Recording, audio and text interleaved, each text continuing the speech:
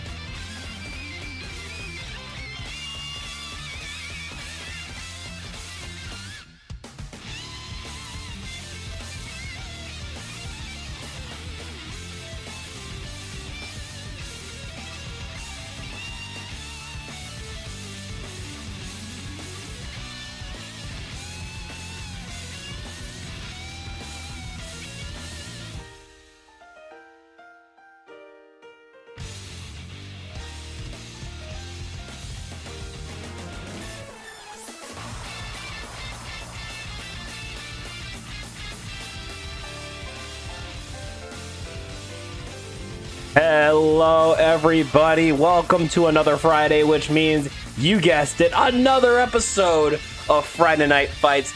Dank Gang's weekly 1st to 10 community exhibition is back and better than ever once again. I am your friend, your homie, your host with the most, La Critura made is the extraordinaire Dank Nen.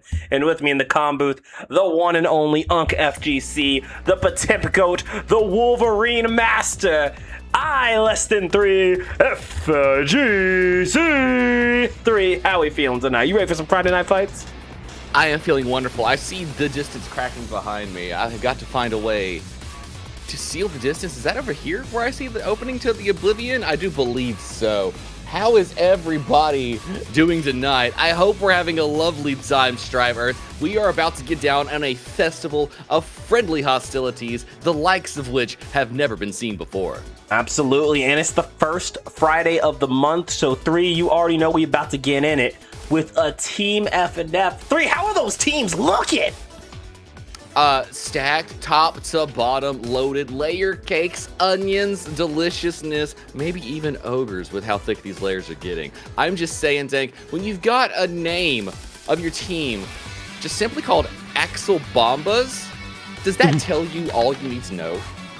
I think it really does tell you everything you need to know. Yes, there is an Oops All Axel team, but we also have team, what was it? Let me read that name out. DFUMB, Defumb. Defumb. So, of course, on Team Axel Bombers, we have Eclipse, Clockwork Design, Undead Potato, Yoshi, and Tylerus all running Axel, going up against the team of Kali, Nickelodeon, Pixelated Max, Sept, and Tyree Owens, who I assume are going to be running their characters, I assume. Look, I don't make any assumptions when it comes to Friday Night Fight, Dank. You know that is the one sure way to come up short-handed. Same way with the 1st to 10. The first mistake you make is assuming you understand your opponent. That is so true. We got first up, we're going to have Kali versus Eclipse, which I think is already going to be a really fun set to see. Of course, Kali known for her Unica, and Eclipse typically does play Anji. Wants to go in with the Axel. Anji, Axel, look, they both capitalize just outside of mid-range. Either way, you just have to look at it if you're an Anji main that if it's where the opponent would lose, if I went to spin here, I'm going to win as Axel if I play it to zone. That's really what it comes down to. How good are you at the spacing? This is true, but if you're going into the Unica matchup, Unica has some big buttons that can compete, and as we all know, Axel is not lacking in hurt boxes to go along with those hit boxes. Absolutely, but looks like at least one of our players are already in. You guys already heard what the teams are looking like. Let's go ahead and get those bets started. As always, this is a Team FNF, which means there's only one big bet till the team twist ends. And if you're playing, you can still put points on the line. We're gonna give you 10 minutes on the clock here. We got Team Axel Bombers and Team D-Fum. Place your right. bets. Go ahead and put your points in now, because as we all know, you don't get another chance to bet. You just don't have the time. You got to put it in now. How can we let you make a bet when it's already like 7 games in? That just doesn't make logic. Place your bets, place your bets, place your bets. It's 3 active. 3 glorious active frames. If you know, you know. If you know, you know. I'm just saying. Yes, Megalomancer, you did not hear us stutter. That's right. 5 Axels on the screen. Supposedly. I'm not guaranteeing anything, because we know unconditional. That's the definition of LT3. So I can't even condition the thoughts that come out of my head. I cannot guarantee you that, but I can understandably tell you it feels like maybe we heard somewhere in the grapevine it could happen. Potentially.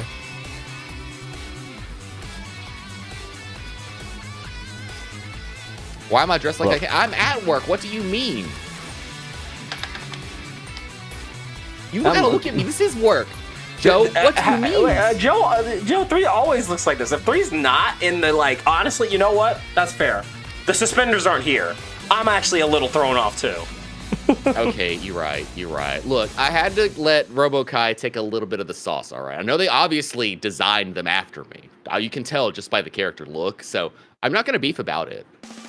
Just lost he's got the hair, organic, he's got the tie, he's got the shirt. I mean, the only thing he doesn't have is his knees are probably a little bit better than mine. They squeak a little less. You got popcorn knee going on? You know, when you crouch over, you're like... Fam, look, all I gotta tell you, do 16th note double bass at about 170 BPM. It's gonna happen to you too. And it looks like we are gonna not see a serious set in the slightest started off. It looks like we're about to get goofy up in here. Because, do I see that correct? Are you seeing what I am seeing, 3? Gosh, I think I do, Mickey. It looks like to me we got a Lucy versus Axel on the screen. Oh boy, huh? Looks like we're about to get crazy with it. Bout 1.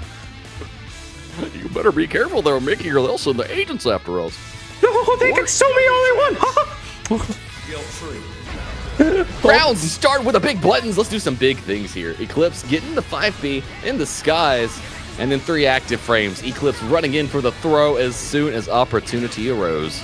But here comes Kali with a little bit of that mono-wire shot. Try to go for the stagger into throw. We're going to go ahead and quickly burst out of that as we lay down the pressure and go for another 2K2D. That's going to be the definition of the fight back throw incident. Laying down pressure. Throw it again. 2 frames, the fastest ones in the West. Now, did we block this out? Oh, yeah, we blocked this out. And there we are. Big hit. Are we going to bait out the burst? No, it looks like we're just waiting it out. A little 2K2D action, mono-wire into another throw to get the kill. That's going to be round 1. Going to Kali for Team Defub. Hit him a little bit lower, trying to rush their way through as well. Blocks the burst on the approach, too. Oh, got the cross up. Hold on, we're rolling in. A little mono wire to catch the 2K. Walk in, walk out, got the throw, pick it up. Let's do some combos. No, not going for the route, but got the big 5H into the swift movement. But again, you know, we might just be playing with a character we only have a couple hours on. So combos may not be what we're seeing here. It might be a lot of fundies. It is definitely the case of it. But honestly, when you have Axel in the pocket, fundies can go a long way. Ain't that the truth? Going for the throw here with the 2H. Another 2H coming in, but there's that jump in. Misses the nerve shock and gets caught by the Axel bomber in the air, but there's the back throw incident. Very scrambly situation here. I saw the weight. Axel bomber. I mean, I guess TKDP feels like a DP in your dreams. I wouldn't blame you for trying it. Look. As you know, as a main player, he's the up dolphin. That's not invincible. These false DPs can be true if you believe hard enough. And if they didn't work, it's because you didn't believe hard enough. That is not bait. That is absolute truth. Apparently the science is still out. I am not one of the 9 or 10 that might have agreed. But going for the character switch, they said, nah, we won't commit to the bit. I'll switch back. Eclipse coming out with the Anji Mito. Frame 1 said, no, this Axel stuff ain't for me. These buttons take too long to get out here. I need to spin to win. It's like, you know what? We did the bit. The joke is here. I want to play the game. DP shutting down Eclipse here, getting caught by the 2S, and the nerve state applied here as we walk in, walk out. The staggering pressure opened him up with the low. Repeated up body on the way back. Red RC keeping the pressure going. The overhead with a connection, but quickly turning it around because of the spacing there. Kali not letting an inch go in this fight. Oh, it says on the block. Well, Fujin coming out with the fan toss, trying for it, but there's that double 2K into the 2D. RC got the pickup, and nerve state is applied yet again. Another carrying of pressure to get out. Sweet fake out into the overhead this time. Run up with a close slash because after this many presses, why wouldn't a throw be somewhere near? Oh, but got the throw. PRC. Not going to kill given the PRC scaling, but you are trapped in the corner. It's only a matter of time before you get caught by a strike or a throw unless we go for the Anji Dipper. Good spacing here from Kali, able to close it out with a few gunshots to get the kill here. Unfortunately, thought you could swing a fan in open spaces. Forgot that Lucy packed it. Damn right, but there's that pickup into the Ko. Big counter hit on the reset. The fan super is at. Yeah, we got a whole new world for Mr. OnlyFans Mito. Hard knockdown. No positive bonus anymore, but that knockdown situation here allowed the distance to get closed. Check on Abare, jump over the DP, and that will be tying up the round count here in game 2. There's something so majestic about jumping over a DP, is it not? It does feel good. It's the same as like jump IBing one and you be able to get the recovery. There's just, it feels good. It feels good knowing. Oh, big counter hits here. Are we going to see a burst yet? No, as we run you back into the corner with the throw. Mono Wire not applying the nerve state, but able to backdash the Dipper, but still caught by the big 5H. We're going to go ahead and give up the burst here to get a turn back. Fujin in, got the hit, did it once again, and got the burst this time. Kali opens up with Nagi. Oh, too much of a run. A little too far on the dash for the confirm. It can happen to the best of us, but still able to get the hit. A little BRC. And able to secure the game, tying it up 1 apiece for both teams. Might have taken 2 extra touches, but getting the job done is getting the job done. A game on the board all around. Good start. I do think the chain character switch was the move, but Kali sticking with the Lucy for a little bit longer, and you know what? I respect it. I respect it. You know, have fun with it. You know, it's FNF. I mean, they felt the vibe off of the first one. Maybe they feel like they got the adjustments. You just got to kind of feel out where you want to play around Anji, because as you and I both know, Dank, playing into Anji does require a little bit of adjusting to see how that Anji wants to use the invincibility frames. That is true. Anji does have a very, very, very simple game plan, but I like what I will tell you is no Anji uses it exactly the same, so you have to be very aware of how Anjis like to use their spin and their big buttons to control the screen. Is the case, using the burst as well when opens up here.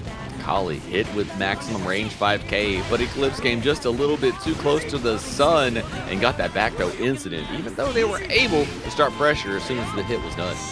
There it is, back throw incident, or forward throw incident into projectile, into the throw to get the kill. Omega, thank you so much for the resub. We are so back with some more Friday Night Fights. Let's lock it in. Welcome back, Omega. You know what's great. We getting it in here.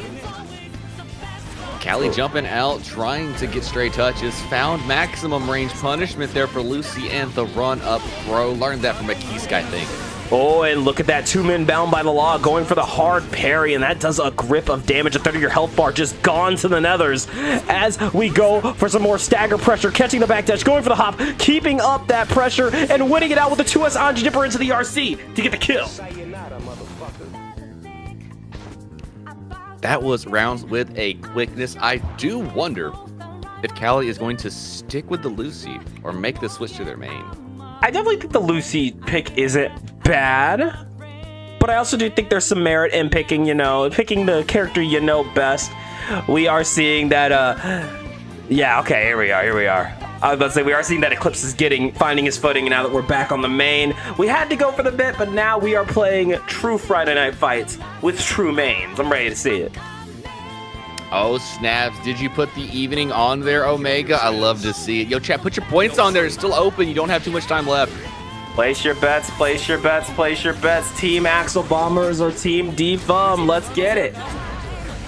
Going in for the Gun Dipper with the EX, setting out the Arbalest Blaster again and again with the Mic Knife. It's time for some block strings. And who knows block strings better than Unica Kisk? This is absolutely true. If you see blue, you might as well assume that it's plus. Hit it one more time. The FD shimmy out. Kali bringing the nasty. Still not enough to kill those Japanese guts, working overtime, but there's the RC right into a DP. I would too. Slide up in here, throw some invincibility at it. Big buttons do big things, as we say around here. Absolutely, setting it out with a little guard crush, but there's that jump in here. Good block, but instantly caught on the throw. Great shimmy here from Kali as she lays down some more Unica pressure strings. Blue Beam, do it again. Do it again. Why not? You got it in the pocket. Instead, we Daughter Dipper. RC, continue the route. Getting close to the wall. Instead, we allow to trade the turn. Spin to win into back throw incident here. And Eclipse trying to get off of defense. Oh, but there it is, the laser again. Oh, yo, full run-up throw. We doing the 100-yard dash. I didn't even expect that. Yo, Kali ran in here from Marvel Tokon for that throw. Did you see that? Like, got 3 wall breaks as well. Like, all 5 of the stages, and then ended up in Strive for that throw. Yeah, it's giving that one video that came out in Season 1 of Strive where Kai was running through all the stages and then ran through Naruto and then still came up and ran up through you. It's that. It's the sequel. Like father, like daughter. It actually was, literally. Saw Kai running through DBFZ and was like, I got that. Watch this. Kill your friends, guilt-free. All right, bets are closed. Let's see which team has more favor. It's looking like Defum is the favorites to win, but damn, the prize pool is 50. Now they're even. They looking even to me on my side. I see I'm even to looking at even people. bets. I'm looking at people, not Oh, the cat. people? Oh, I got you. I got you. Numbers of people. Here we are. It's anyone's game, honestly, as we throw down a little more guard crush with the Mike sword coming out not once but twice as we get the pickup with the Ko. A little 5K action here. A little shimmy in, shimmy out. Caught you with the 5K. Pressure on pressure here. Nagihara and Fujin was not home. Oh, and a Double overhead. Well, if it worked once, why wouldn't it work twice? Hey, I mean, you know what? I'm going to keep doing it till it stops working. That's the way of the game. Going in with a throw, DP out, trying to shut it down. Avoids the mic knife as we go in for a little Anji Dipper, but the back throw incident ready to go. The blue beam of specials holding some more plus frames. Run up throw. Eclipse on defense, trying to get distance, keeping the health bar safe, but at what cost? Oh, another overhead tried for. Fan toss denied here from the DP. Forces the burst. We're going to stay on defense as we slowly but surely dash our way in. Caught on the 2K2D, catching the landing frames. And this is going to be huge for Kali. While stuck, positive bonus. Eclipse still has 50 meter to play with, so it's not completely over. But Greed Sever will seal it up, putting another game on the board for Kali. Taking the tournament set 3-2, but 3, you and I both know this is Friday Night Fights. That's just bragging rights. The real set is about to begin now. That's right, you have only just begun to adjust and see how the player really likes to play the game. And for Team Defum, you know, I believe they're channeling their knowledge through Eclipse as we speak. Definitely wouldn't agree with that. Let's kill our friends guilt-free. Starting off with the mic knife here. Something I definitely noticed from Eclipse here. Now we're not utilizing a ton of spin to get through some of these buttons, which I think could help a lot here. I do agree as well, although I do understand what the fear would be, thinking that the cancels that Unica does possess would allow them to deal with spin. Oh, and speaking of, there it is. The run-up throw calling out the spin again. Here we go, rolling in with the Gun Dipper RC. And that should be a kill, but oh, the dash cancel, dropping the input ever so slightly. Got caught by the overhead, and this could be huge for Eclipse.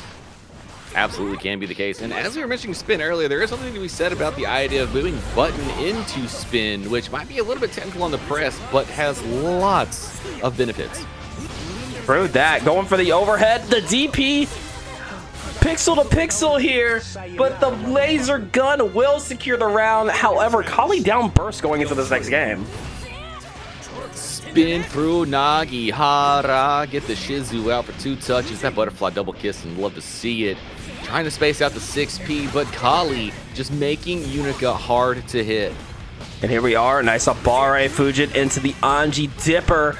Once again, trying to go for the run-up throw, blocks the overhead, but we are still stuck in Frame Trap City here. Tried to Abare out, did not have confirmed because it wasn't counter hit. Unfortunately, is not getting the confirms, and because of it, quickly getting put back against the wall. There it is, 5H in the mic knife, 5H in the mic knife again. Trying to go for the sweep. Nice walk back here. Eclipse trying to space this out, but Kali getting more aggressive as the set goes on. You gotta show that aggression right back here. Wanted to jump in, still having to hold lots of Arbalists into the Daughter Dipper for the game. With that, I believe Kali is going up now 4-2 in our set. A 2-game lead is nothing to sneeze at, but it's not as over as one might think. This is Friday Night Fights. You need at least 10. You need actually 10 games to win. I'm sorry, well, not at least. You need 10 games to win.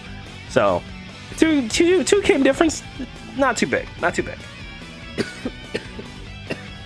Sorry, I was just getting shooken at the thought of maybe it would not be a 10-game event. It would continue until somebody gets 2 games ahead of somebody at the end of it. That would be terrifying. That would be a nightmare. That would be a nightmare and a half. Please, God, no. Eventually, some set would be 99-98. It would happen. Oh my God, Riot. Oh, Going for that jump in. Little Mike Knife action. 5K into the Arbalest Laser. Guard Crush into the throw. The classic. Forcing you to stay on low for the block with the Gun Dipper O-Key. And another run-up throw. This aggression is something else. Look, she's not wearing those thigh highs not to run him out. I'm just saying, Dink, you got to make moves and grip up Anji when he's standing there like that, staring at you saying, I will block forever. There is no escape. Playing a defensive game here is not going to be enough. You got to get a little aggro. Sometimes the best defense is some offense right back. This is the truth. More beam, Abare on the lows. Went to check him. Got more beam else on your face. Nagihara resets. Dash cancel into the throw. We're going to keep mixing it up. Oh my gosh. The animation's disappearing. I'm loving to see it. Holy, you bursted so hard even the game was like, slow down. Nice pickup here from Eclipse. Got the wall stick and the wall break off of the overhead. That's positive bonus.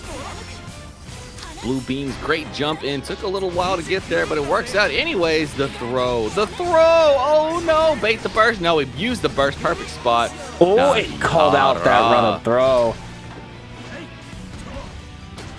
Little Abare, Fujin into the overhead with the red RC. 3, will this do it? No, not with the drop there. 2K, double 2K to the 2D. RC off the DP is going to secure another game, but Eclipse is getting closer with every round. Was unfortunate. Droptimal did not get the dust confirm as Anji is falling in that route, but it was coming together nicely for them. If they keep this together, Dink, I see the vision of it coming back very quickly. Definitely can see the vision of how both players are playing this matchup. Droptimals happen to the best of us. You can't get nervous. You just got to lock it back in and try it again. Look, in a world of rollback netcode, sometimes even if you are on, the netcode tells you you're not. Ain't that the truth? We pull it up though. Big counter hit, immediate burst, which means we got to work our way back in, or maybe Unica will come to you. It is another option, you know, if you don't want to run in, let them run to you. Why not? Receiving the opponent, as they say. Sometimes that's the game you have to play, especially when your opponent is playing an aggressive game like we're seeing here from Kali. The 2K, the 2D, bringing in more projectiles. The Guard Crush, quick to throw here. And Unica, Kali's Unica specifically, is showing up and putting in work. Golly, another one and the DP to get the kill here. Dangerous stuff, but there's the spin to start it off right into a throw. I'm sensing a pattern here. The run-up throw has been so strong. We've seen a lot of grappling between these two. Well, the throw is the answer to Anji's general kit to shut down spin, so to establish it early in the matchup really helps to shut down Anji's wanting to use it. So Kali was right, so in doing it earlier in the fight, I just believe now in the depths of it, Eclipse has begun to not have so much of a care about if throw happens. Definitely does seem the case, and I know the real difficulty here has got to be, where is the end? Where is the place where you escape Unica pressure? It's there, I promise, but damn, it is not easy to call out, and man, the parry denied by another throw. Like you said, with the throw being so just constant in this matchup, it really makes you second guess spinning and parrying constantly. Which is exactly why throw is the second pillar of the two mainstays of the fighting game, right there next to strike. Love me some good old strike throw. Tale as old as time, part of a balanced breakfast, lunch, and or dinner as we get into our next game. Score is 6-2. This is true. What do you mean and? I mean, it's just one I get in a day, right? Oh yeah, I'm sorry. Single meal, whatever you call it. Uh-oh. Hashtag the greatest depression. Oh no, so good. In fact, the calorie deficit made the netcode starve. I think Strive itself is hungry. We're making it hungry just talking about it. The netcode can keep up with inflation. I think that's exactly what happened here. Netcode said you got the hand over. Dead ass. 5H into the Mike Knife. Pulling up with another throw, but this time the Abare shutting it down. We're not going for any full court presses this time. Hit the close slash, big routes. Oh, we did not get the confirm yet again. Unfortunate Droptimals, and the reversal still blocked out. Your weapons are not free, Unica. There's still chains on the weapons, unfortunately. We are never free. The weapons are still 1995 COD. Going down the fan, trying to go for the 2K. Nice walk back, but caught by the jumping. Saw the vision there from Eclipse, but Kali not letting it happen. Oh, but that Arbalest charge up gonna cost you big time as we get a nice pickup with the Ko. JH into the wall stick. That's positive bonus. Look at that damage. That's a chunk on Unica. We dash up for the low Anji. Bringing damage. 5K. Oh no, delayed a little too long on the overhead setup.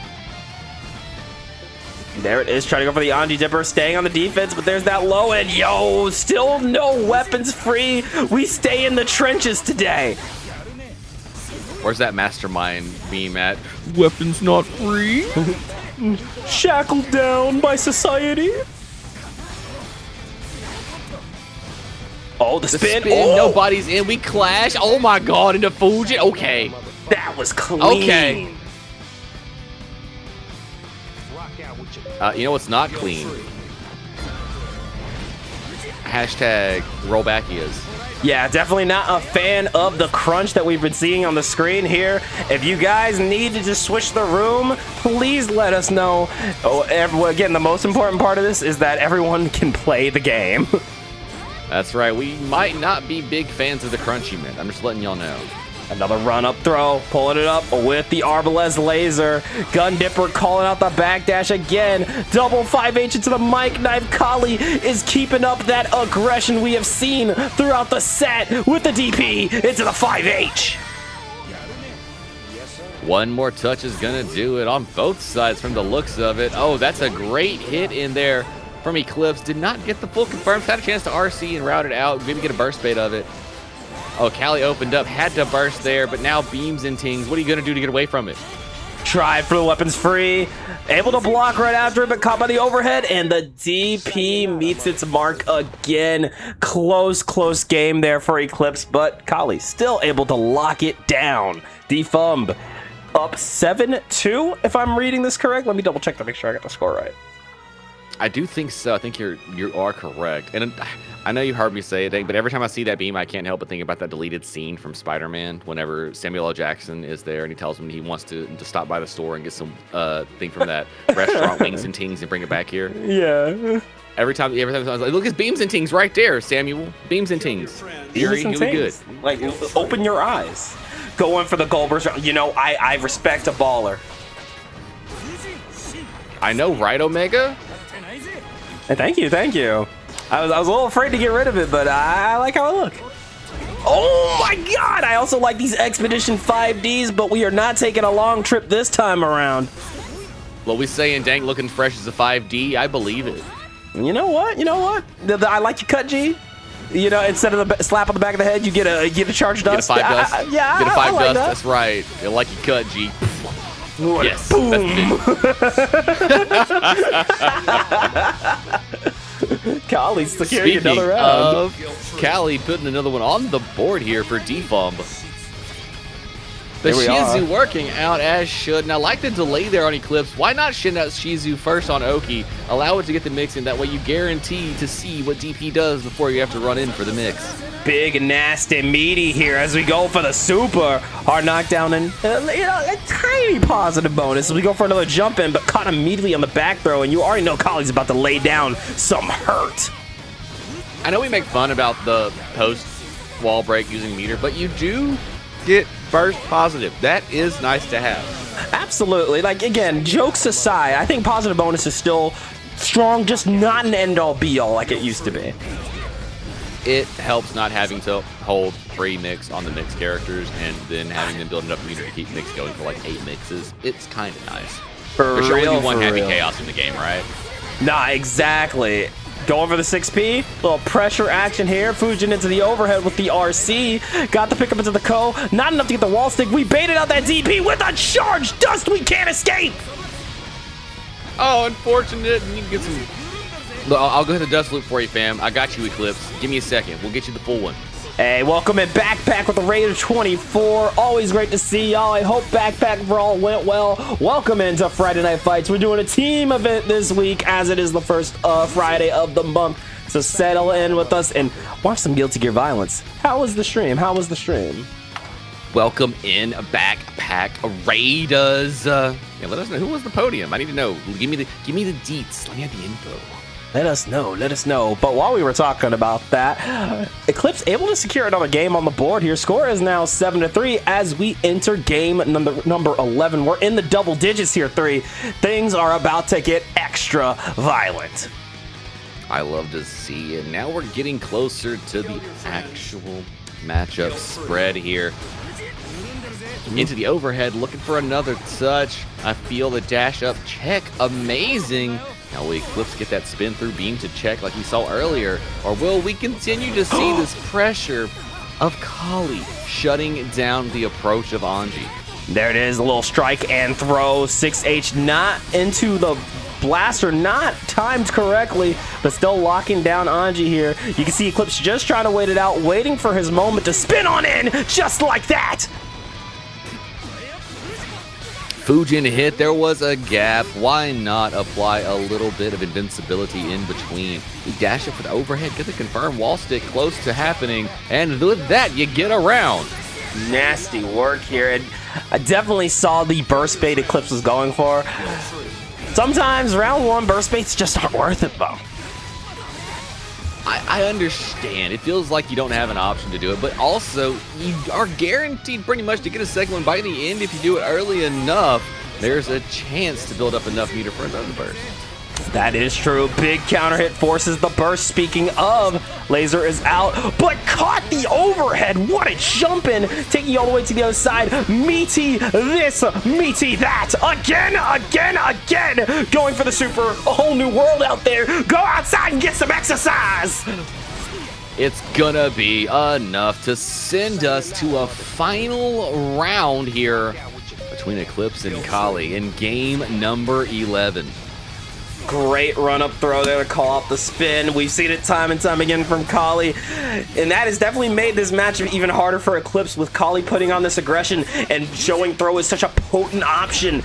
It makes it harder and harder for Eclipse to find his way in and stay in. It does, and sometimes that is the thing about first to 10 matchups. Sometimes you actually just have to lose your fear of losing the interaction to continue running your offense without shutting it and narrowing down what your opponent has to vision. Hey, are you seeing this? That's counter blitz in my fighting game, taking you all the way to the corner here. But the spin coming out into back throw, we haven't seen that work a lot, and we bait out the DP with the Charge Dust Expedition 5D. We got the routes this time and some damage. What's the plan? Trying to run down with the Fujins, but no fear from Kali. Negative bonus is not something to fear in 2.0. You can pretty much backdash full screen twice before anything happens to you. I definitely like that Kali decided to absolutely get out of there. Sometimes that is the answer, especially when you have a health lead like that or a game lead, and you can see your opponent just got a really good situation. Don't deal with it, just leave. Wait, what are they gonna do? They call it strategic repositioning. Absolutely. It's something that has become a lot stronger going into Strive 2.0, and I really like seeing it from Kali there.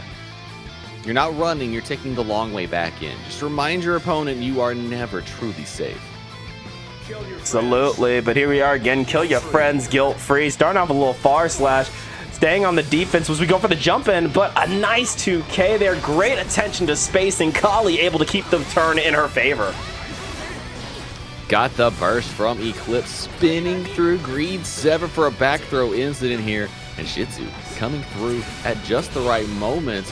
Although Eclipse tried to take their turn back, Kali envisioned that future, interrupted with a Dragon Punch, and spaced themselves out to get the reversal from Eclipse and punish it as well as possible. The Blue Sparks blessing Kali with an Arbalest Mega Death Buster to get the kill. That's another round on the board, but starting with an enhanced Fujin, immediately caught on the throw. Watch our meaties here. Kali has been handsy all night. Dash cancels for days, trying to find a way off the wall. But unfortunately, you're going to be taking a trip through an Eclipse. One touch away here.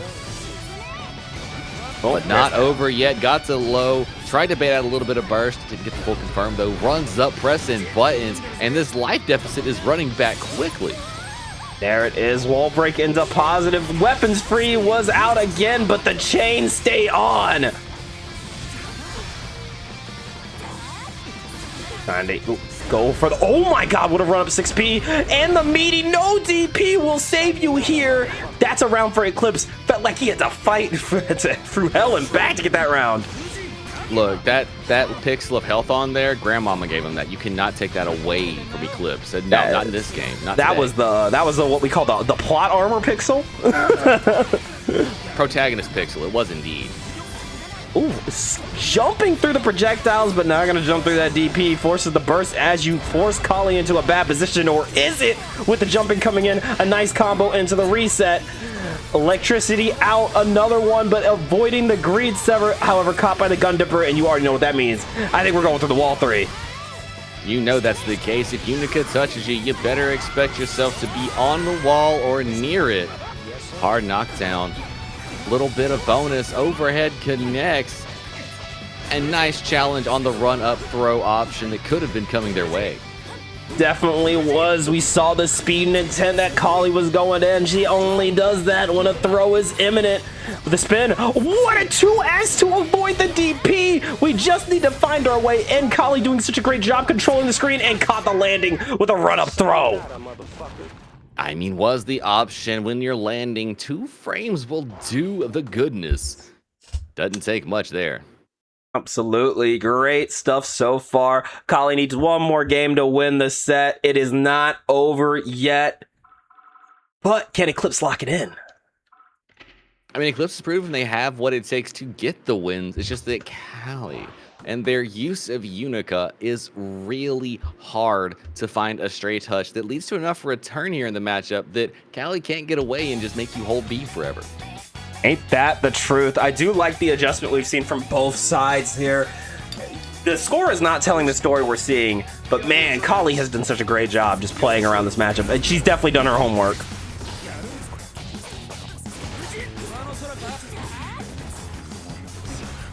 Got the Arbalest installed, waiting it out. Hits the counter hit on the run up. Because by now, Eclipse has been fed a healthy diet of strike and throw, so each option is equally available whenever Kali approaches.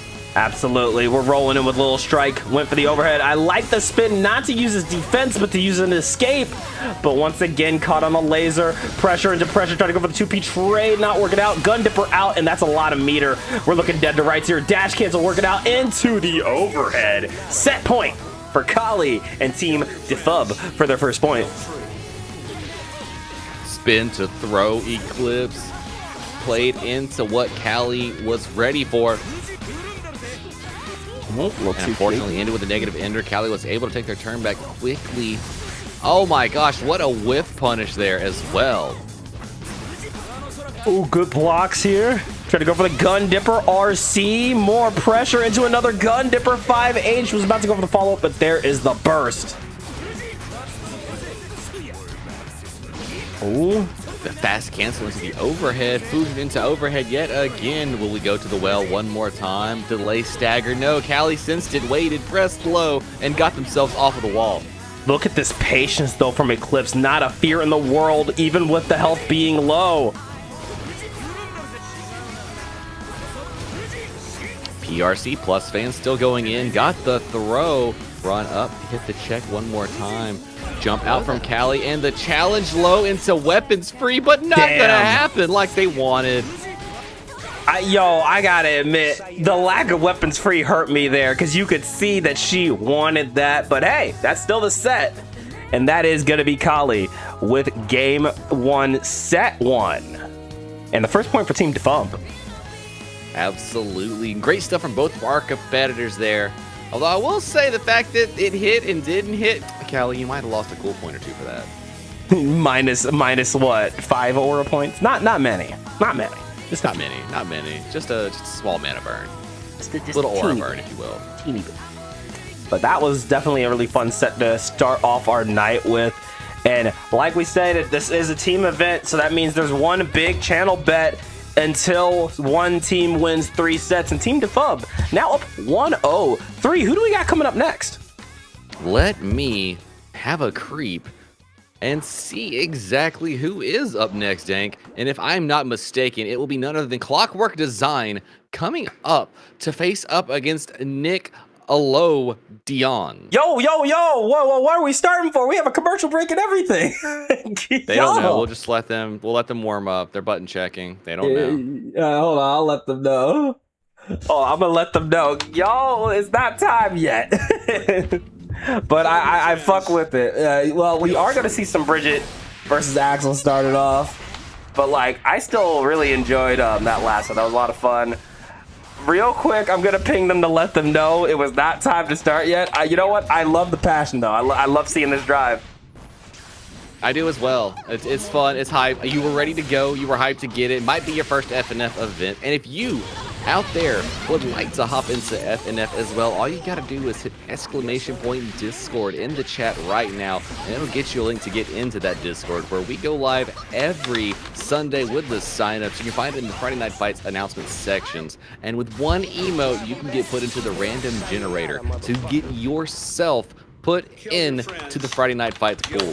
Want some extra odds? All you got to do is go ahead, sign up to be one of all our alternatives or subbing for somebody that can't make it, and that'll get you 200% odds of being pulled. And if you want to guarantee your slot, just hang out here, make your channel point bets like we are doing. You see all the money going down right there. And eventually you can get yourself 10,000 of those, in which case you can set yourselves up a grudge match where you and a player of your choice who agrees to fight you can both sign up for that Friday Night Fights. And if it is not a team event, we will guarantee you a place to fight. Absolutely. FNF is is up there in being one of the longest running Guilty Gear online events. So please do come sign up and continue to support it. We're getting closer and closer to hitting our big 200th FNF celebration, and we definitely have something exciting planned for that. So make sure you guys stay tuned for that. It's going to be a great time. But that's not the only thing we got going on. We do have BXB Bracket, which is Dank Gang's 100 themed Guilty Gear Strive monthly open that goes down every final Saturday of the month. This month is going to be going down on August 29th, which is my birthday. So we are doing a Dank's B-Day Bash 2-year anniversary event for bracket. That is the big 21st bracket. Make sure you guys sign up. The link is actually live now, and we'll go ahead and drop a link for you guys in the chat in just a second. We'd love to see you guys there. It's always a great time with BXB. Come fight for your dream. Come hunt for a better tomorrow. And come win $200.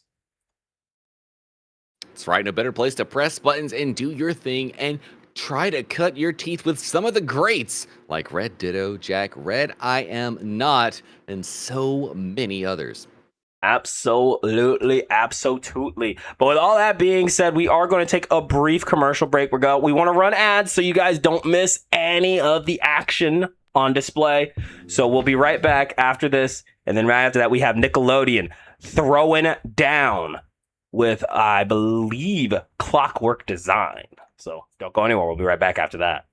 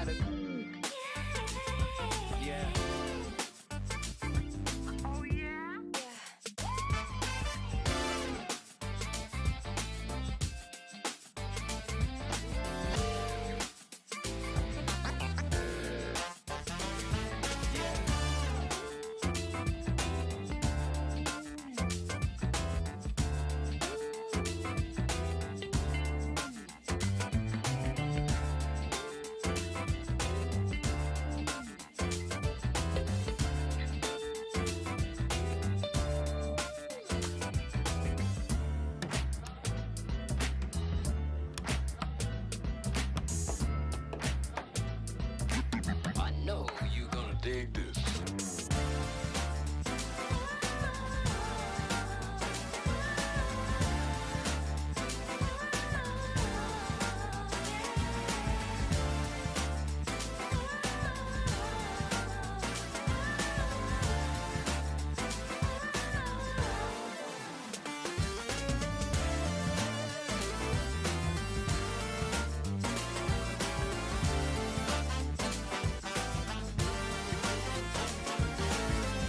Welcome back, Strive Earth, to another glorious night of Friday Night Fights with I-Less-Than-3 and Dank Nin over here with the Dank Gang.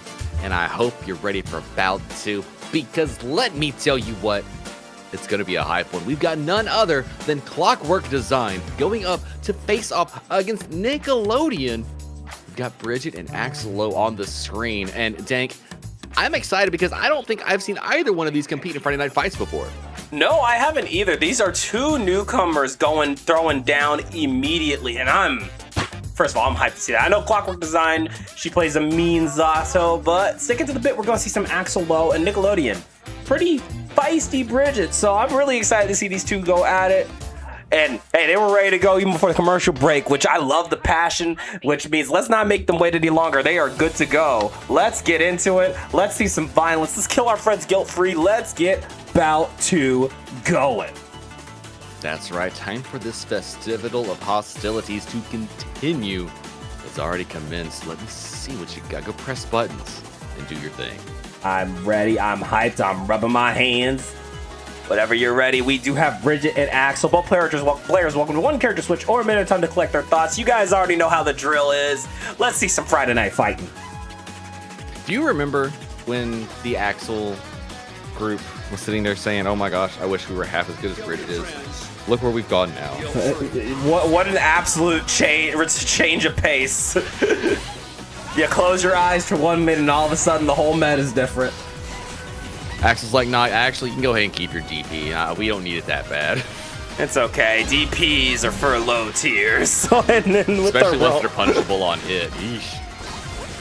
Oh, I like DPs that. are only cool when you can RC out of them. What do you mean? Oh my gosh, the hit, the overhead being fed yet again, and then the low. Nickelodeon living up to their name. I like it. I like it. The Nicktoons Network going crazy. Little close slash. Setting up the yo-yo into Mystic Ball. Round 1 and first blood going to Nickelodeon.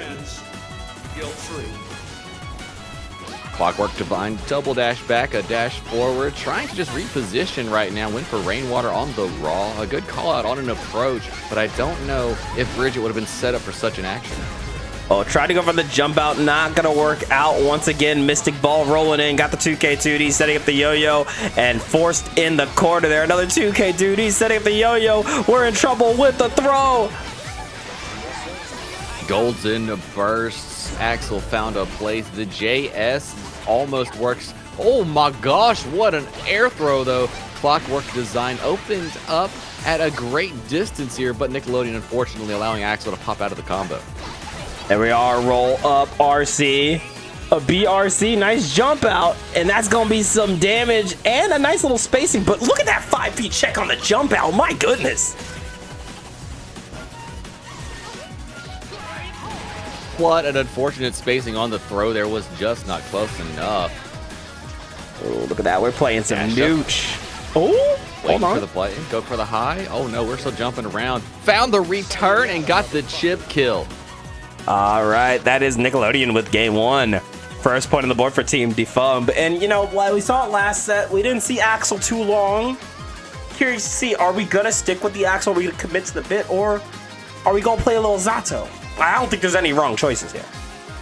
Absolutely is not. You get one character switch, so if you lose the first one, you still got like 3, maybe even 5. You can let it drop. It doesn't really matter. You can take. Why not let it go to 9 if you really like the character and you know you got it?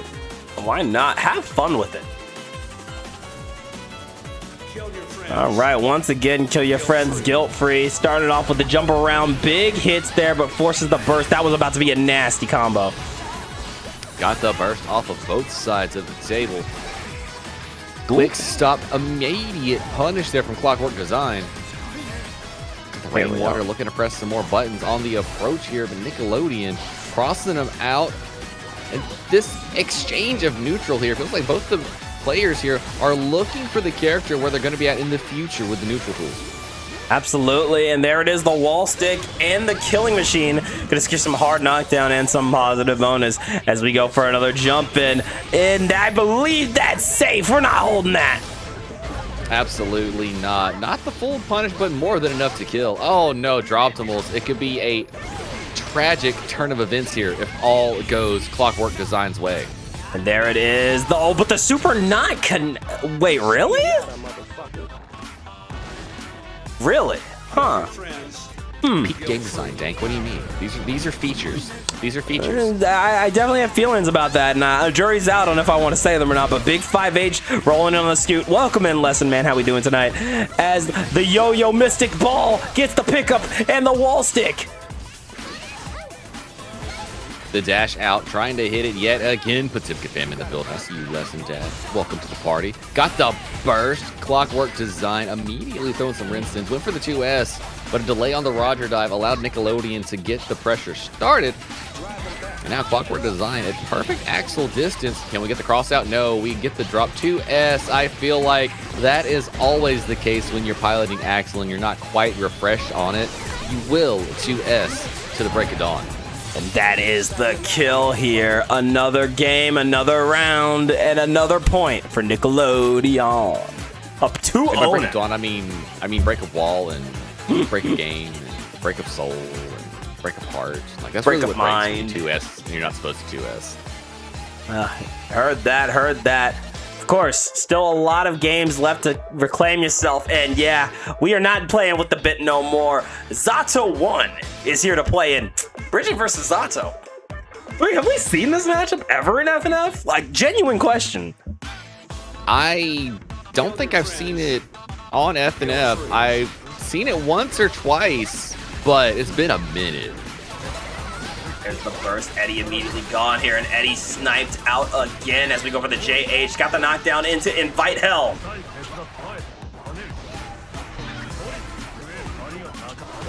Eddie out. Oppose was there. Nickelodeon mashed into it, and great return there for Clockwork Design. Went for the setup on Oppose again. Straight into throw Amorphous for the round.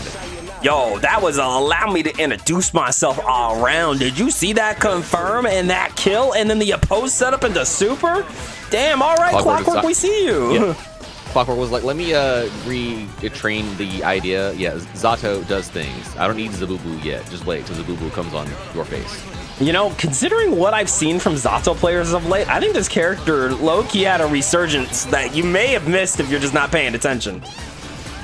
I mean, secret stealth buffs, general mechanic nerfs. Zato's not in the worst place they've been in Strive. No, definitely not. And with Clockwork Design doing the switch, that's a point on the board with the Zato 1. Eddie, it's Eddie hours right now. I'm hyped to see it. I'm glad we get to see some Zato. I'm glad we get to see some lesser represented characters in Friday Night Fights. It's always a good time. Right, time to open up the Assassin's Guild. Let's get us all out here, right? On God. Let's keep it going, though. This set is just getting started. 2-1 in Nickelodeon's favor. Character switch has already been used here for Clockwork Design as we get into game number 4. Big 2S confirmed there. Nickelodeon gets from the other side with the throw on the startup. What a way to snipe out Eddie on the approach. Nickelodeon playing smartly, trying to chip away at Clockwork Design's health. Because realistically in this matchup, both of these characters are sitting up near about the same type of health bar. We are, ooh, a little bit of that command grab. Shark Week is out and about. Going with the 2S. Leapfrog with the 2S. Pick it up. Eddie Hours once again with the wall stick and the sword going in the stone. You saw the burst bait as well when it came to the setup there. Mashing buttons to hard to catch the approach on a Barre. Fade away to fall in buttons is going to give the round to Clockwork Design. Absolutely, but here we go. A little 6P action. Trying to roll in again, but here comes Oppose. Eddie out with the drills into Leapfrog, but this time getting sniped out. Here comes Bridget. Shimmied the throw, wall stick incident, half the life bar already gone, and Nickelodeon trying to start the comeback. There's that 6P. Good jump out. Once they get another jump out, waiting for it. 2K, nice FDs here, but still caught on the scooter. Launch with a Dusty.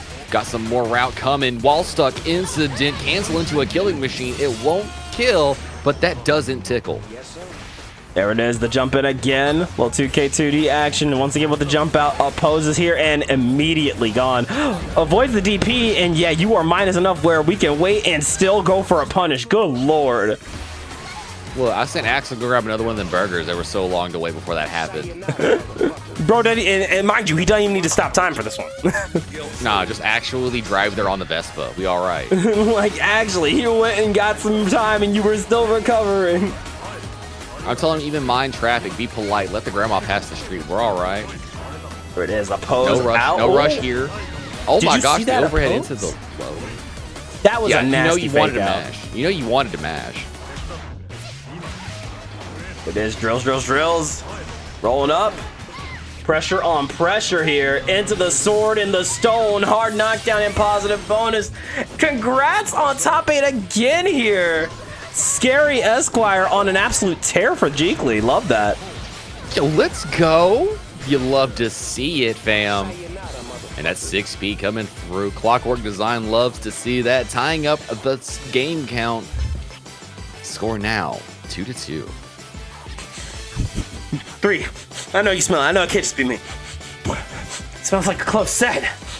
Do we like close sets? Dank. I see it in my notes. We love close sets. Buffalo's close sets, man. We're getting some food tonight. Let's kill our friends guilt-free with game number 5.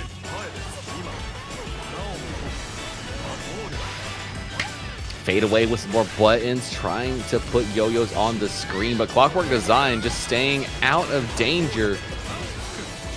Some call it stalling out. I call it strategically positioning yourself for optimal approaches into the future. Little shimmy in, shimmy out, not gonna work out. There's that 5H, but again, Eddie getting that tag team cross it up into the frog, oppose out into the sword. Oh, but there's that knockdown. 2K2D run the loops yet again, and with the second set up, Clockwork Design choosing to burst so that at least Bridget is near the wall when it's over. Oh, close slash, the PRC. One more time, rolling in with a scoot. Got that pickup with that wall stick, and there it is. A little kickstart my heart. Go over that wall break, get the positive bonus. PRC on the approach. What a 6P from Nickelodeon. BRC after the dash cancel, trying to keep plus frames for the yo-yo setup. Delays the overhead, gets the first round. Ooh, close round at that. But still having burst on the table going in round 2. Huge advantage here. But let's see how Clockwork Design changes up. Oppose doing a lot of work here as we are forced to burst out of that.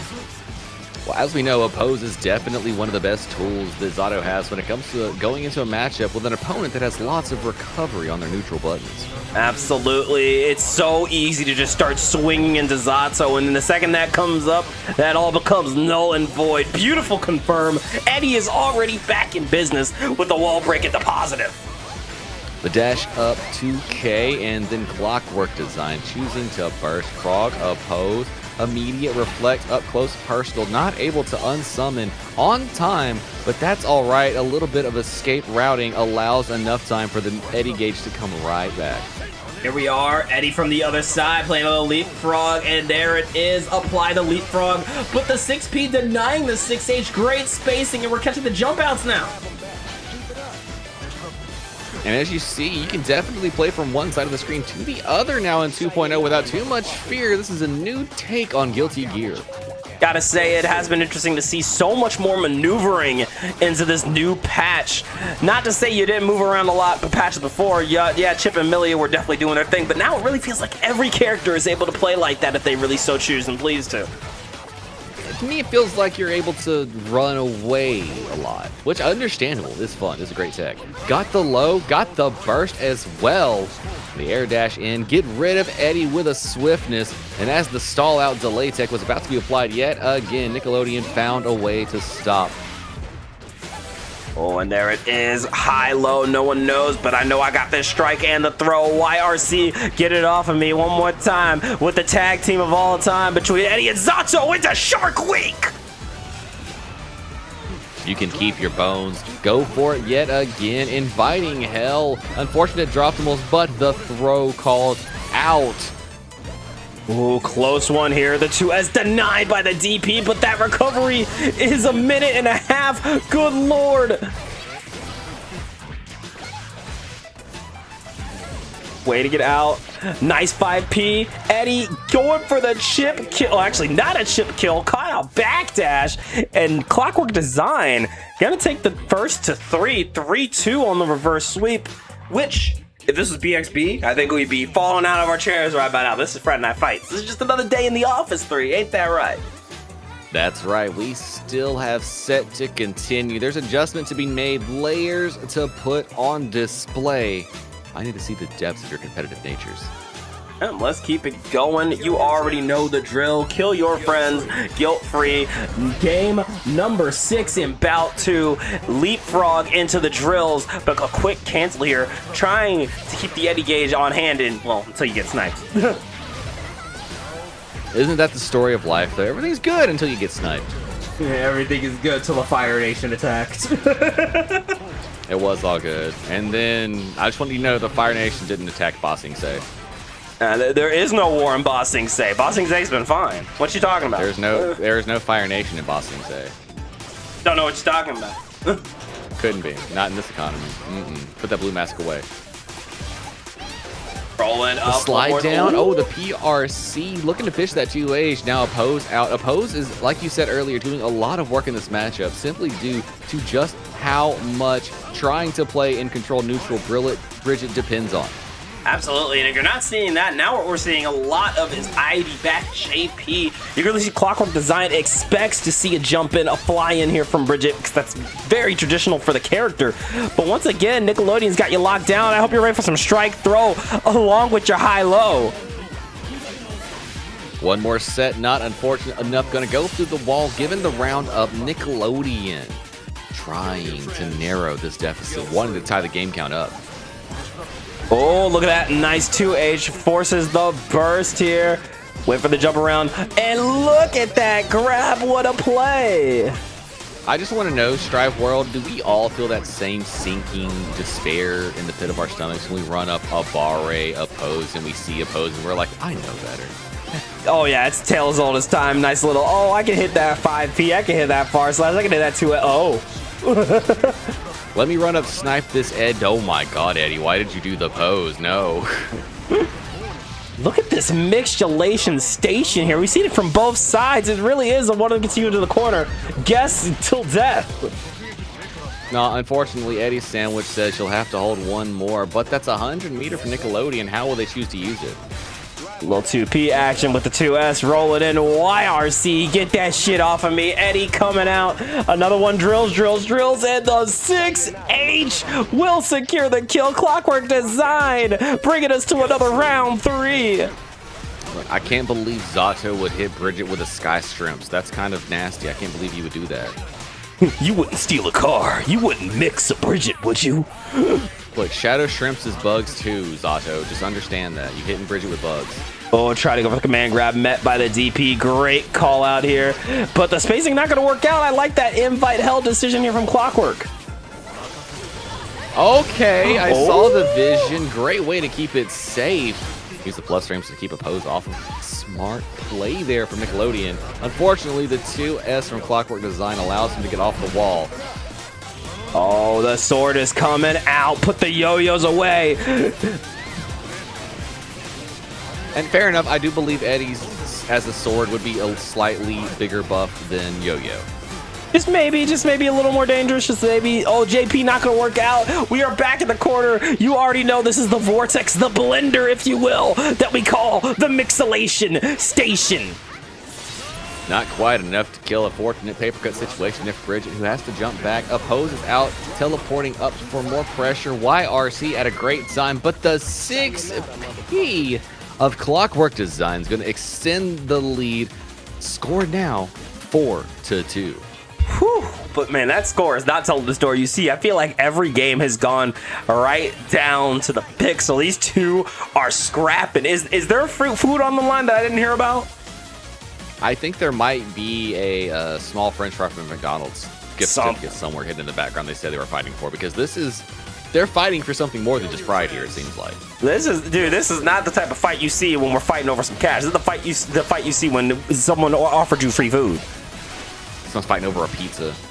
That ass. I miss out Pizza Hut. Remember that bracket? That was fun. That was so baller. That was so baller. Small adventures, small times, good times. Oh my gosh, hit the overhead yet again. Immediately in the Zato sandwich, but Nickelodeon survives to jump out and get sandwiched another day. And there's that 5H. Oh, big 6P.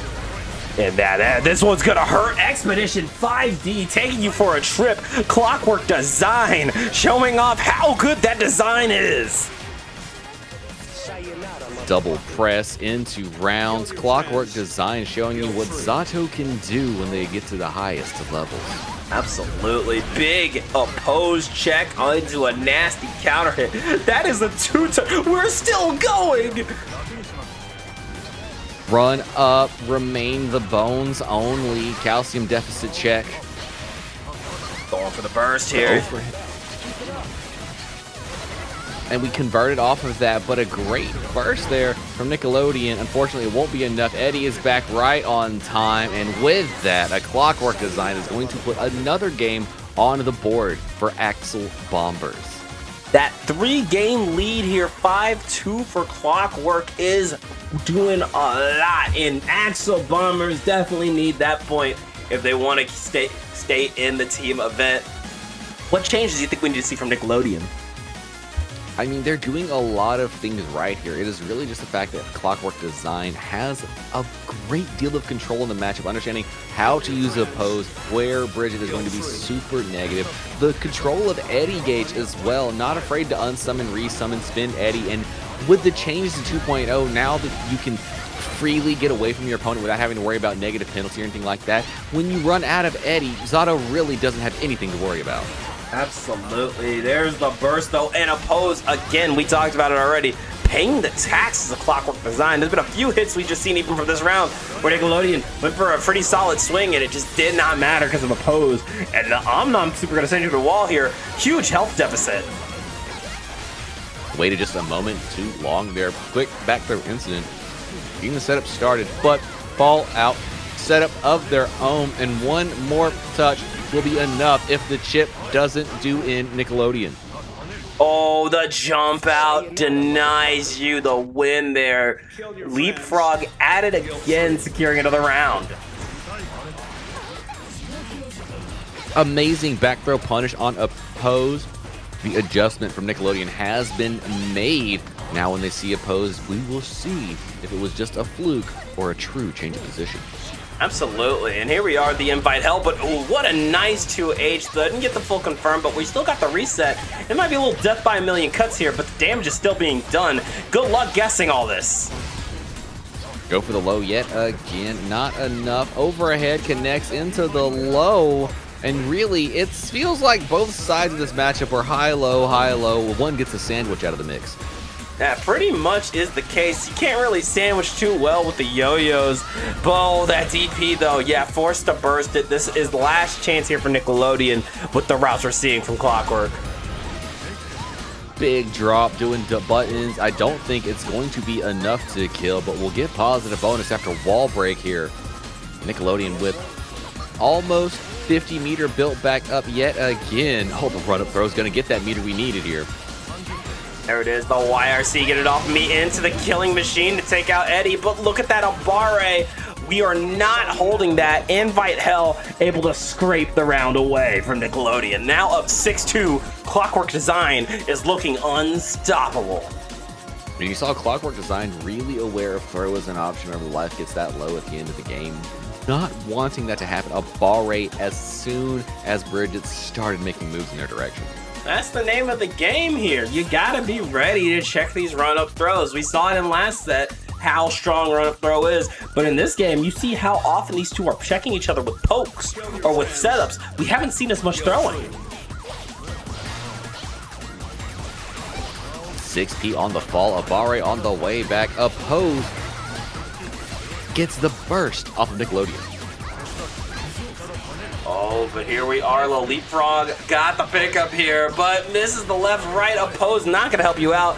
Leapfrog out. Doesn't get the Eddie snipe, but does get the trade. We still need a good hit, though. Speaking of the good hit, you ask and you shall receive, Dank. 2K2D on the backside. Now we've got the Bridget sandwich happening. Going towards the wall, and I think we'll have to take that to the next round. I do believe so. I do believe so. Clockwork Design running away with this right now, but Eddie getting sniped out for the first time in a minute here. Trying to pull up. Good spacing here from Nickelodeon. Sniping Eddie again, but doesn't get the 2H she wanted there. The Oppose allows Frog to get Bridget's toes from maximum height, and look at the pickup. This is way more than half of the life gone here for Bridget. Hard knockdown is a positive bonus. Little Zabubu mentioned going for pressure into Shark Week. We are not stopping. There is no brakes on this train. Well, I'm going to be honest with you. When I saw Zabubu fly out there, I just thought to myself, Kobe! That's not exactly what it is. Clockwork Design now up 7-2. Definitely trying to keep that momentum we've seen through for most of this set on her side. And I think we're seeing an opposite tale of the first bout going on here in the second bout. It feels like we have gotten close sets and things are really coming together. It's just the ability to clutch up of Clockwork Design is kind of matching the same thing we saw earlier from Cali. Yeah, I would agree with that because I think Clockwork Design is just got a little more of a clutch factor. But Nickelodeon has had so many good call-outs, so many good plays. She's just been having trouble shutting out these sets. The just block into sniping Eddie. Trying to spin their way all the way in. Not quite enough, but the run-up throw caught a Clockwork Design blocking.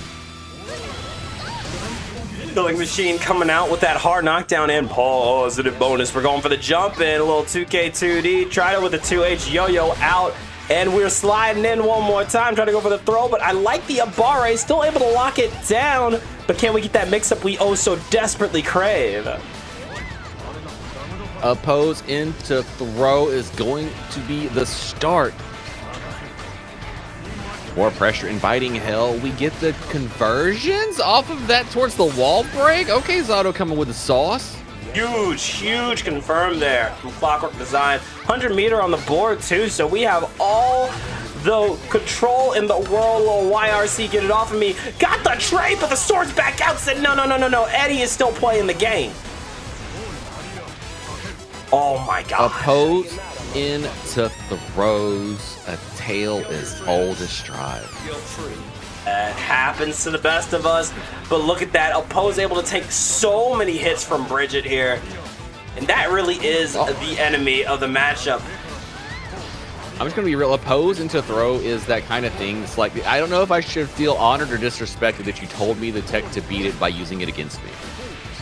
Yeah, it's definitely the case of that. And here's the thing. Yeah, you would think, yeah, oppose him to throw. That is the answer. It is the answer on paper. But Zato players also know this, so they do like to be a little tricky with how they do it, or maybe turning it off as you run in, maybe calling it out, maybe teching it. These are all things you have to look out for.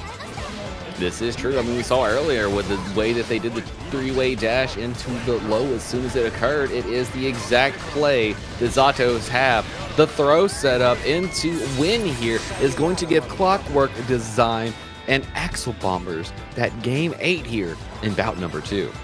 Again, every game has been so close. Clockwork Design is just so good at putting your opponents in these suffocating, terrifying guest situations. Also, Oppose is definitely the elephant in the room for this matchup. I mean, we'll say it's an elephant in the room. I think it's a very polite Eldritch being trying to direct Zato into the right directions. That's all I think. You know, you might be onto something there. Forces the burst very early. Oppose back in. I like that run through. Got that 2H. Let's see what you combo with this.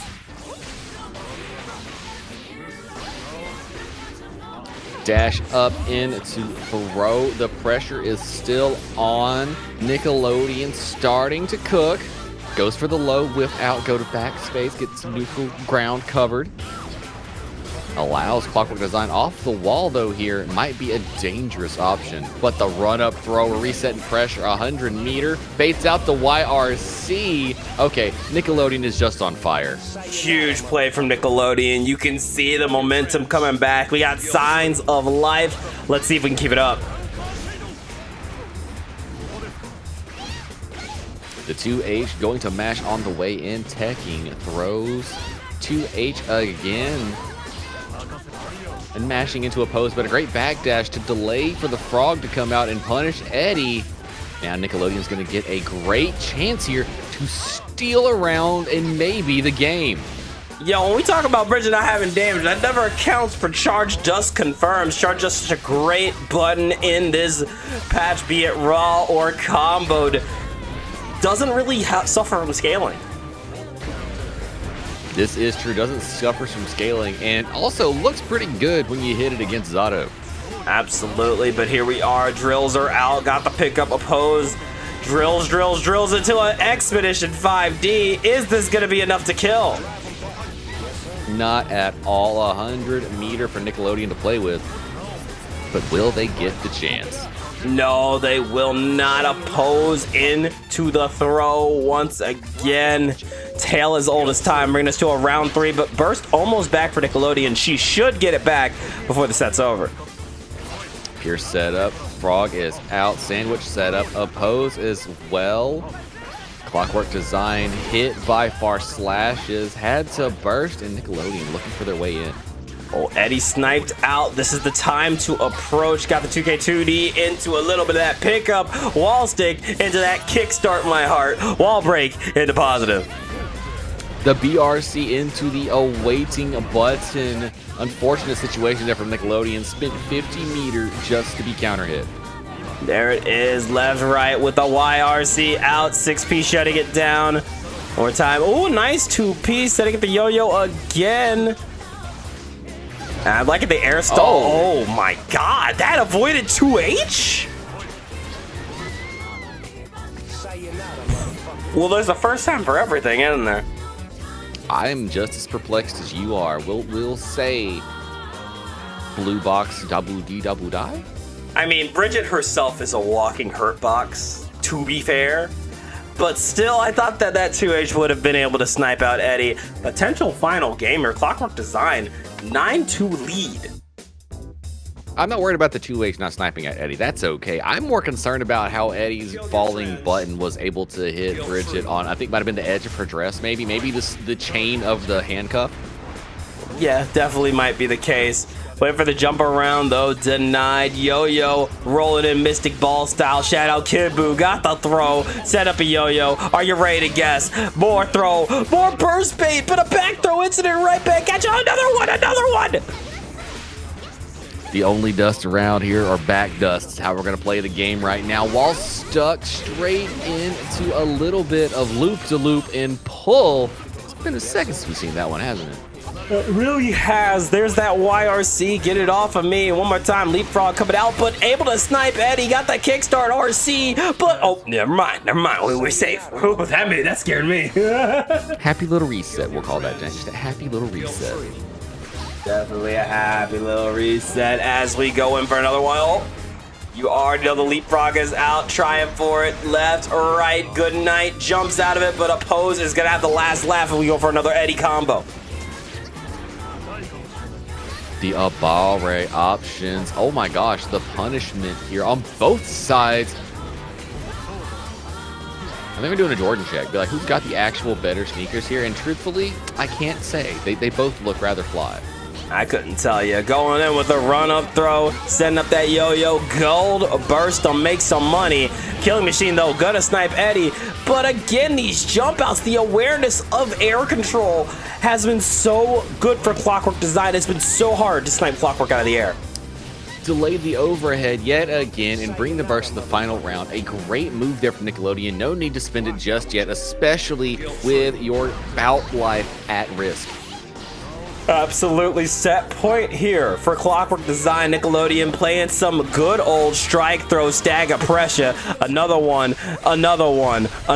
Great deflect shield though. Not going to be able to get our anti-air, but we got the jump around into the 5H, forcing Zato back into the corner. There's a 2H we all were looking for earlier. Quick confirms overhead connects, and with that, Nickelodeon will stay alive, putting another game on the board. Score now 3-9. I didn't hear no bell, and neither did Nickelodeon. You love to see it. Let's keep this shit going. Honestly, I'm overjoyed. I want to see more games from these two. I mean, truthfully, I'm loving the character representation from both of these because it's very rare we get to see either a Bridget or a Zato here on Friday Night Fights. Look, this ain't season 2. This ain't season 1. By all case and purposes, these characters are relics. This is true, but as you see, even old relics will still mix. Absolutely. Starting off with a little bit of that slash or the... Oh, got the knockdown. Eddie is out. It's time to mix with the best of them. Got the pickup again. Baits out the burst, and we're going to Shark Week. Even Steve Irwin wouldn't survive. Hit the DP. Starships worked out, but Expedition 5D waits for no one. For those who remain and for those after out here, Eddie coming out with the opposed. The throw was going to finish it anyway. That is set point once again for Clockwork Design. Opposed tried to get Eddie out with a quick miss, but Clockwork Design not able to. Sniped out by Nickelodeon, who had to hold the block string until Eddie was brought all the way back from the other side. One more time, little 2S. Oh, look at this. It's time to pressure him. Oh, but kind of drops it, but reset. Happy little reset into the sword coming out. Oh my god, that was disgusting. Somebody stop them. Ref, do something. Mystic Ball coming in. Trying to go for the throw. Excellent tech. 2H denied again with the drills out. Great use of the killing machine. Run up with pressure. Opposed Eddie trying to help out. Great jump out there from Nickelodeon trying to get their pressure started. Back throw incident. This touch could be enough. Starship hits. We're working our way out. Oh, you can see how hard both of these players want to stay in this, but the jump in into the 2S will secure it. Clockwork Design is going to take it 10-3 and tie up the team twist 1-1. Team DFUMB sitting on 1. And now Team Axel Bombers has earned 1 themselves going into the all-important Game 3. And dang, we're going to have a banger. We're going to have Undead Potato taking on Pixelated Max when we get back from our break. But shout out to our 2 players that just competed, Clockwork Design and Nickelodeon. That was your first FNF set. Be proud. That was amazing. Absolutely. It doesn't matter if you go 10-0. It doesn't matter if you go 10-9. No matter what matters is you came out here, you showed us what you're made of, and we had a great time seeing it. This event creates monsters, so don't feel discouraged. Please come sign up again, and we love to see players play this event. Absolutely. In the words of Kermit the Frog, stand proud, strivers. You were strong. Speaking of 3, how do you sign up for Friday Night Fights? I always forget. Well, if you want to get into Friday Night Fights, hit that exclamation point Discord into the chat right now, and that'll get you a link to get into the Discord, where every week on Sunday we get that sign up in the announcement section for Friday Night Fight, where you can put 1 emote down to get put into the random generator machine to be pulled for our Friday night events. If you want to get double the odds, go ahead and sign up to be one of our alternatives or sub in for somebody that can't make it to their bout. And if you want to bypass the RN generator altogether, all you have to do is hang out here on the channel, earn yourselves 10,000 channel points by whatever means necessary. And when you have those channel points, you can spend those to get yourselves a grudge match. 10,000 of those channel points will guarantee that you and somebody else that agrees to fight you can both put yourselves on that week, guaranteed, if you both put your emotes down for that week's event, and it is not a team event. And I know some of y'all out there are like, 1st to 10s are great and all that. I love the exhibition formula, but I hear there's a Dank X Gang tournament, a monthly paid bracket if you win. You want to tell them about that, Dank? Oh, absolutely. If you don't know, BXB Bracket, like 3 said, is DXG Tenkang's Hunter x Hunter themed Guilty Gear Strive monthly open every final Saturday or second to last Saturday of the month. This month is going to be my birthday bash bracket going down on my birthday, August 29th, 5 p.m. Pacific, 8 p.m. Eastern, with $200 as a starting prize pool, which, yes, I said starting, which means there's gonna be more than $200 come bracket day. So come sign up, link to the bracket and the match Reno pinned to the chat. Go give those a click, come hang with us, come fight for your dream and hunt for a better tomorrow. We love hanging with you guys. It's always a great time. That's right, you have to come kick it with your entertainment hunters so we can see who the next class of hunters might be. Absolutely. But with all that being said, 3, I think it is time for us to return to our commentator stasis and give us a few minutes before we get into our next violent set. This is true. Undead Potato and Pixelated Max will be fighting for our entertainments just after this break. So don't go anywhere, Strivers. We'll be right back.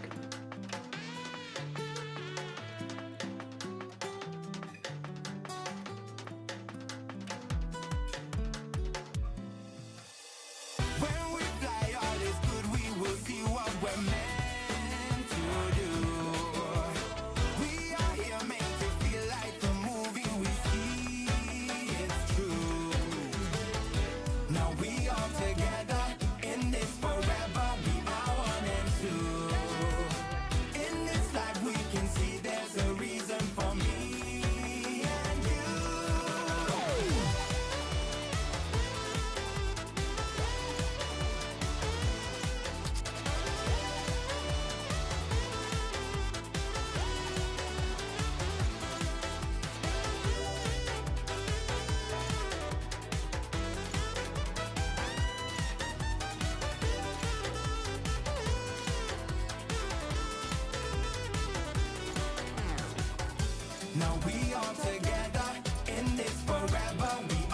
and two. In this life we can see there's a reason for me and you.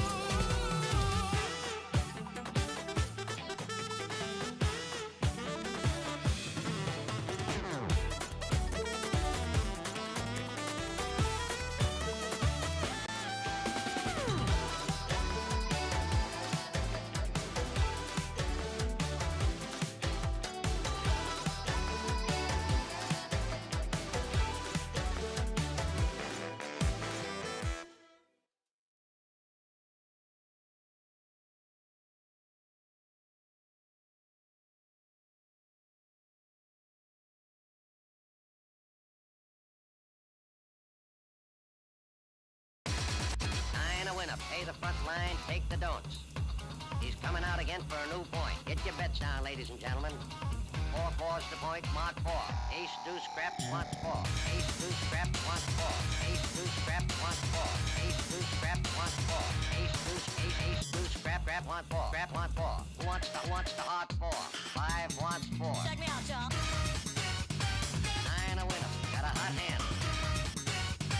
Place your bets, ladies and gentlemen.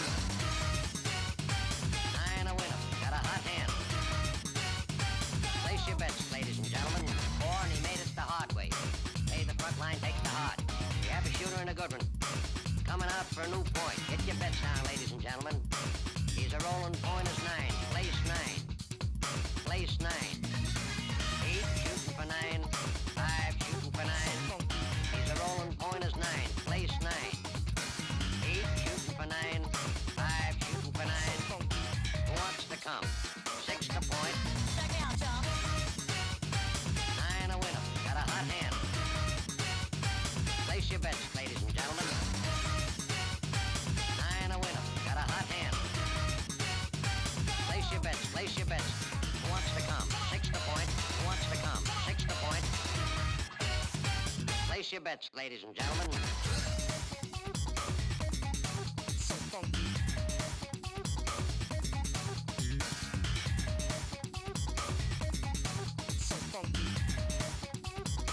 Check me out, y'all. 8 shooting for 9. 5 shooting for 9. He's a rolling point is 9. Place 9. 8 shooting for 9. 5 shooting for 9. Who wants to come?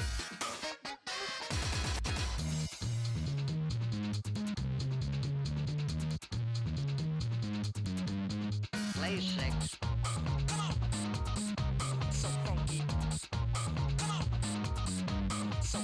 Coming out again for a new point. Bets down, ladies and gentlemen. Who wants the hard 4? 5 wants 4. Check me out, y'all. 4 fours the point, mark 4. Ace, deuce, grab, mark 4. Ace, deuce, deuce. Grab, 1. 9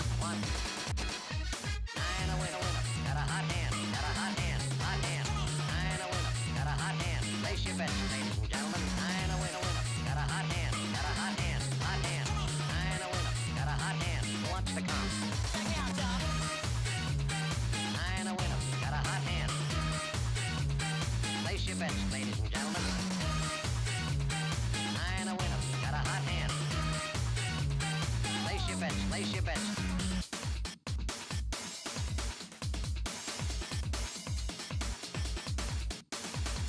9 a winner. Pay the front line, take the don'ts. He's coming out again for a new point. Get your bets down, ladies and gentlemen. 4 fours to point, mark 4. Ace, deuce. Who wants to come? 6 to point. Who wants to come? 6 to point. Who wants to come? 6 to point. Plays 6.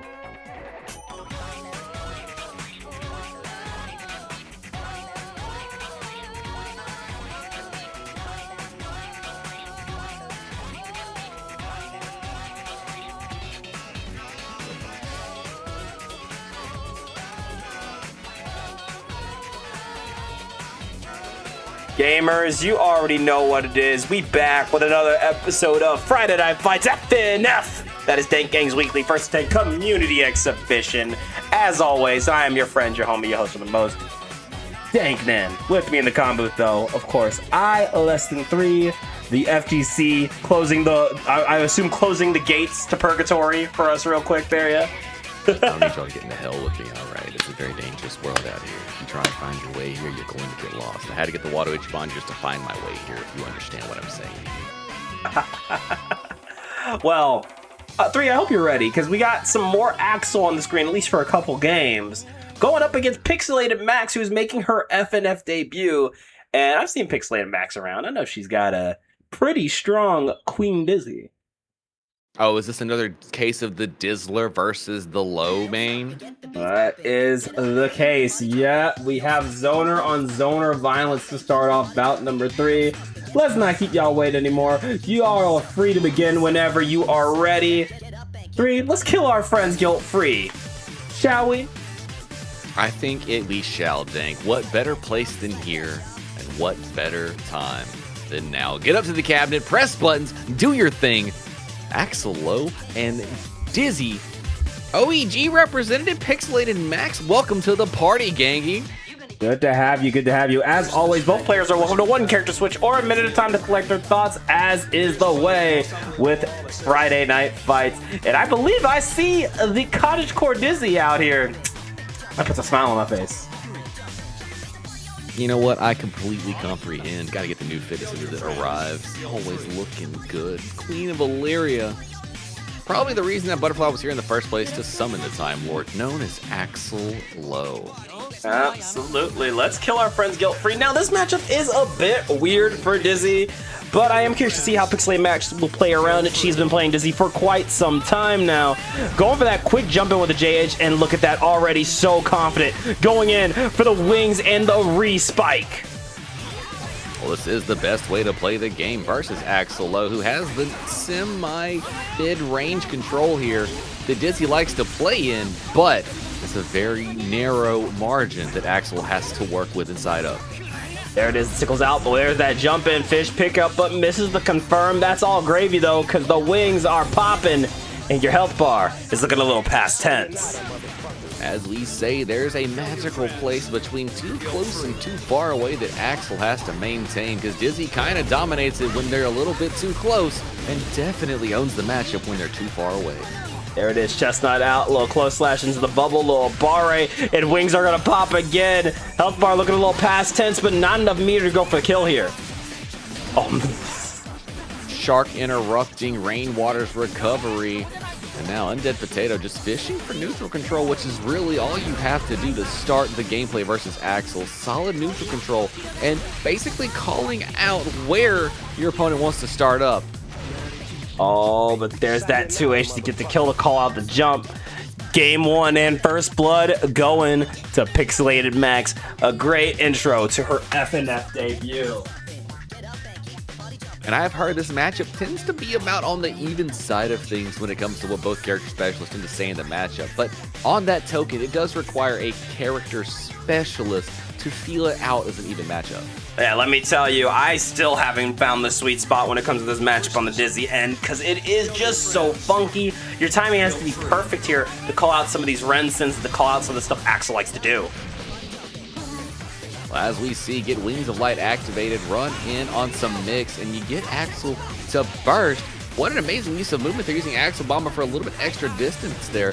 Undead Potato got called out on the backdash with a little bit of Iceberg, reset the ice floor, and JK not really working out the way that Undead Potato wanted it to. Definitely not, but you're still all good in the hood. Little 5P to call out the Michael Sword, but there's that 2S into the 6H. The Narwhal getting the kill. Quite possibly the cutest neutral reset in the game. 2P working out very good here. Tornado as well. Rinse and Geki. Pressure started. Great idea to dash up into pressure, but just got a little bit too close to the sun there. Oh, but there's that jump in. Oh, misses the bomber though, landing right into the close slash. Goes for the run under on the 5P again, not closing the distance quickly, popping wings and getting the freeze. Set on the throw, count down your timers, drivers. Here comes the pop. Oh my God, melting you like nobody's business. Another game on the board for Pixelated Max, and we're getting to that point 3. Well, we've seen this twice before. Is Giovanna gonna come out to play yet? I feel the urge. I can sense doggo kicks in our future. I'm not saying it's 100% guaranteed, but No, we're sticking with the Axel for now. Not quite the vibe just yet. Although realistically, I don't know if it's almost the same flavor of poison when it comes to fighting the Dizzy matchup. Can't really say. Like, I definitely think that Axel does have a lot of good things he can do in this matchup, but it definitely feels like Max is ready and then some.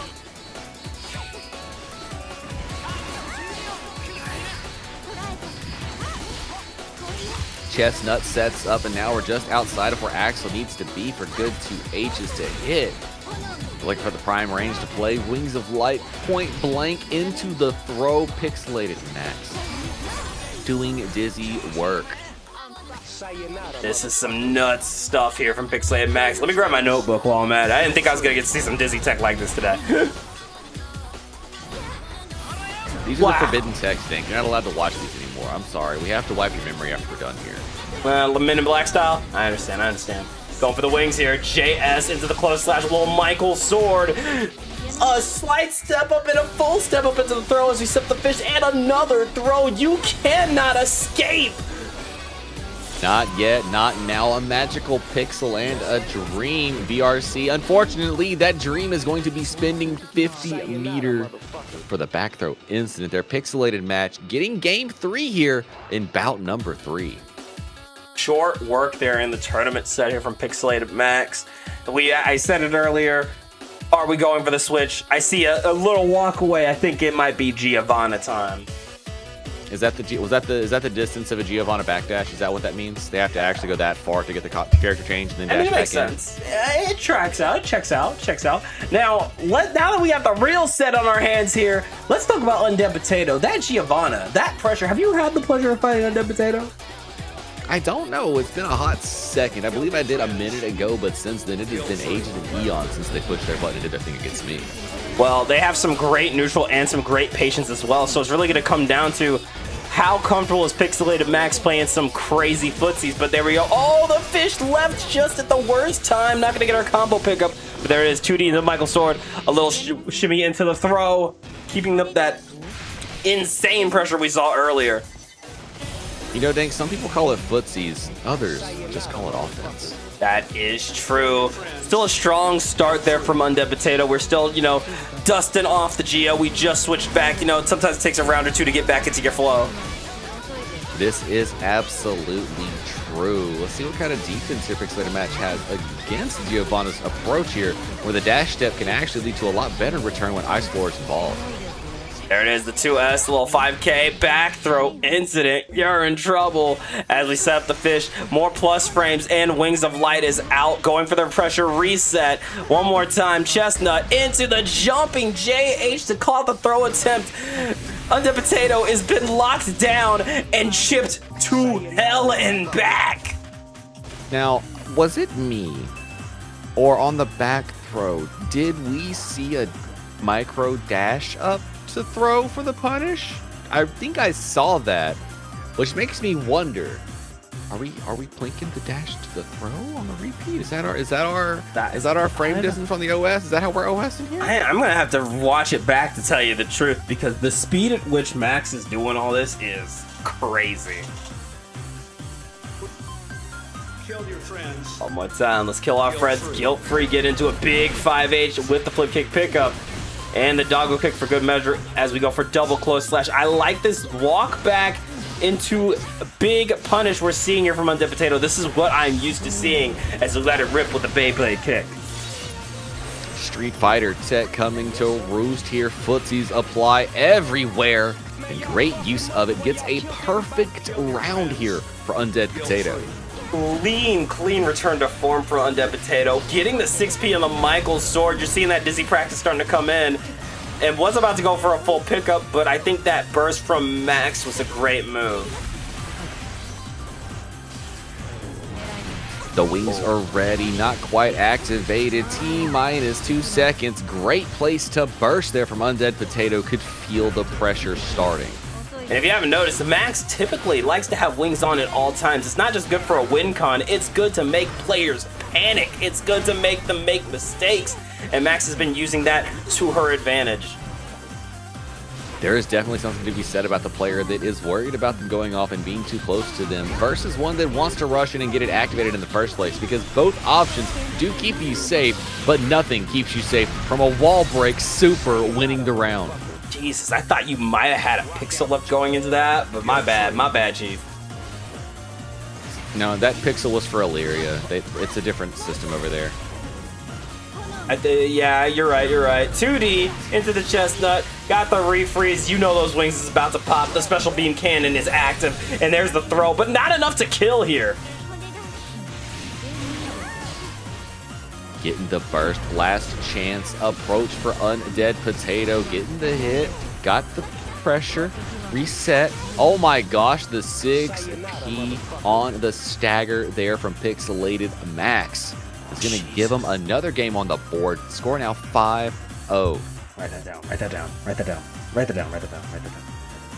Well, I mean, let's be real, dang. To 6P, the approach of Geo Pressure after the install is kind of a defensive check. Or the back throw incident, just depending on how brave you are. I ain't talking about that. I'm talking about everything else we're sinking. Well, everything else you're seeing? Oh, I mean, yes, you're right. And I wasn't wrong about taking that note, too. I was just trying to give people fine print on the notes if they were taking them at home.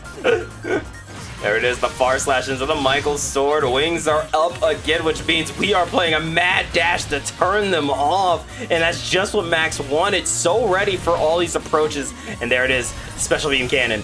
Not enough to kill, but at this point, you're in trouble. Try to approach, knocking off the wings. Taking the Celestial, putting them back down on Earth. Hit the low after the BRC high-low mix-up here. Oh my gosh, what a great jump out. But the 6P on landing gets the wall stick instant. A positive bonus here, but Pixelated Max is back in neutral. A win con for Dizzy.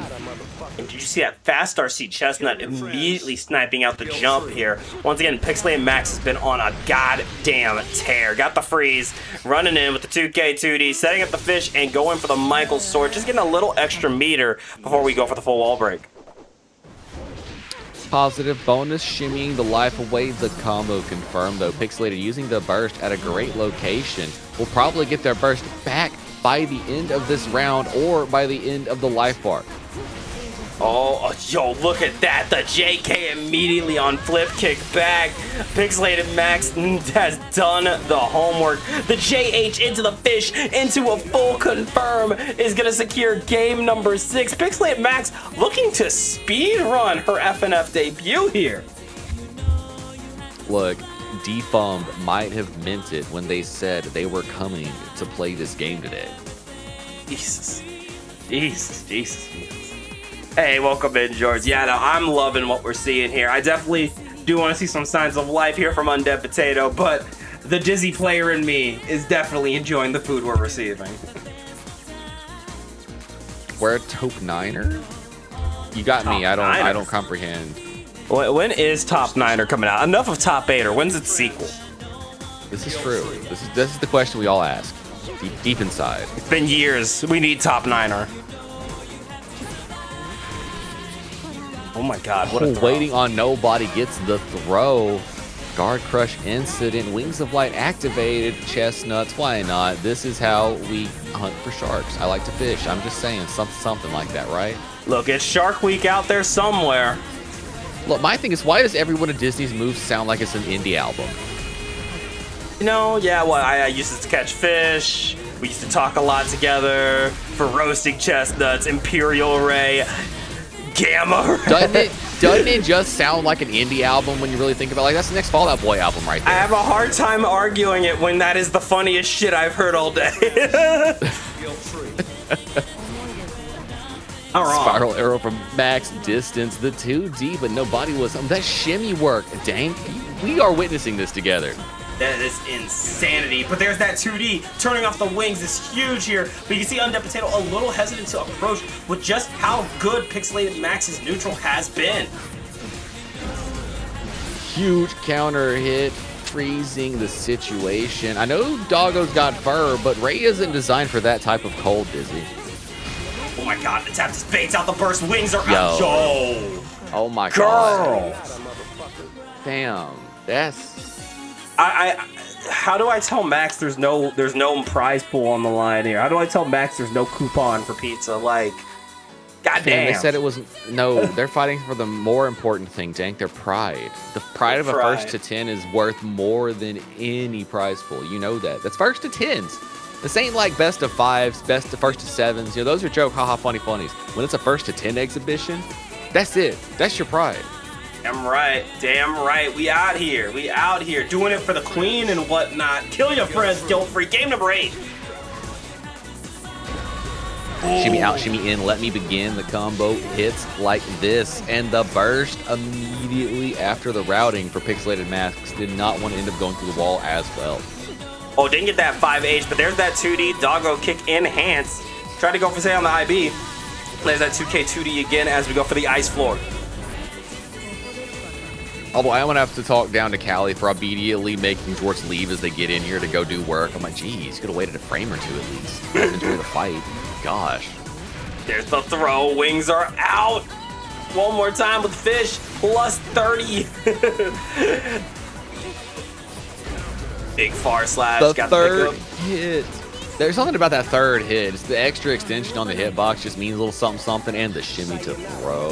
Oh my word. Undead Potato. Unlike the name, it's not dead yet. There's still life to be had. Yeah, you can hear that sigh of relief getting around on the board, but we're not done yet. Caught on the back throw. Once again, setting up the fish plus 32. Another throw with the wings of light on. That time is dwindling. And 10 seconds may feel long to Dizzy, but it ain't gonna feel long to their opponent. So you tell me when Dizzy hits that, she turns into Albert Wesker for just a half second? Oh my gosh, what a burst bait though. Quite literally, it is just Piccolo's special beam cannon. It takes forever to charge, but once it's there, you're dead to rights. Now I'm telling you, I see her put on the sunglasses. 10 seconds. 10 seconds is all I have to play with you. Oh my god, the throw. Not enough though off the PRC. Big 6P. Woo! You have the meter. You have the enhancement. Can you go for the kill here? Going for the run-up throw. No RC. Just trying to get another run-up throw. And just like that, the brooms are back in the closet. Undead Potato with the point on the board. Yo. No sweeps. Get them sweeps out of here. Hey, Team no. FNF, we don't do sweeps here at Dank Gang. Oh my god. Yo, I can't even grab my Geo Plush fast enough. Wait, I think I can. Yes, her. Her too. Yes, They're her making too. moves. They're making moves. Let's keep it going. I'm loving what we're seeing here. Great adjustment here Right from there, Undead Potato. that right there. Kill your friends. Guilt-free. Oh, she's owed you since Combo Breaker? Well, I mean, okay, I got you. I didn't know George was like that. Do we need to go put him on a dossier? Is that what you're telling Where's my me? money? Where's my money? Where's my money? Where's my money, huh? Where's It's my not NYC George, is it? The Wings of Light Oh my activated, God. ice on the wall, and you explode. Max, I they don't have even- a family.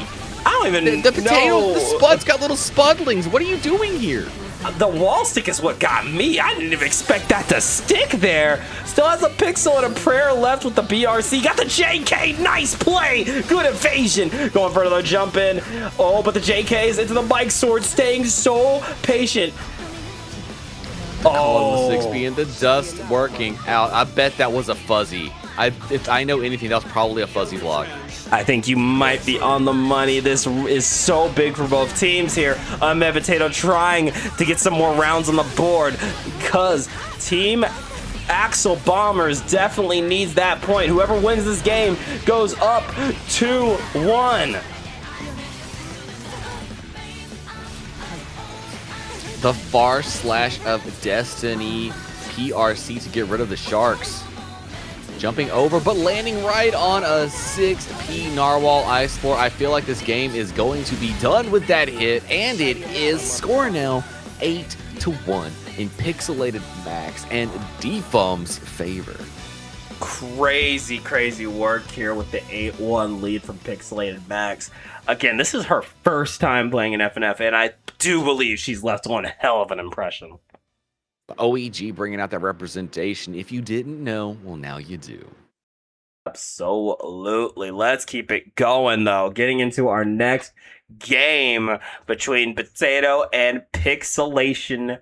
Let's keep it going. Let's keep it rolling. Kill your friends. Absolutely. The Odin Eye Gaming's great versus Undead Potato, Giovanna's strongest soldier.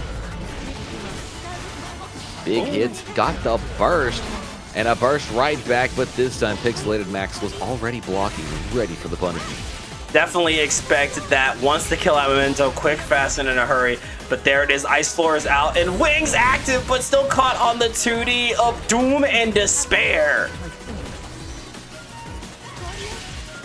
Tried to hit the 2D again, but was frozen on contact.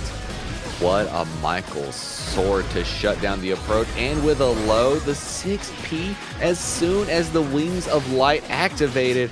Oh no, unfortunate drop almost into trade. Abare going to give Pixelated Max a round and put them on path to a quick victory.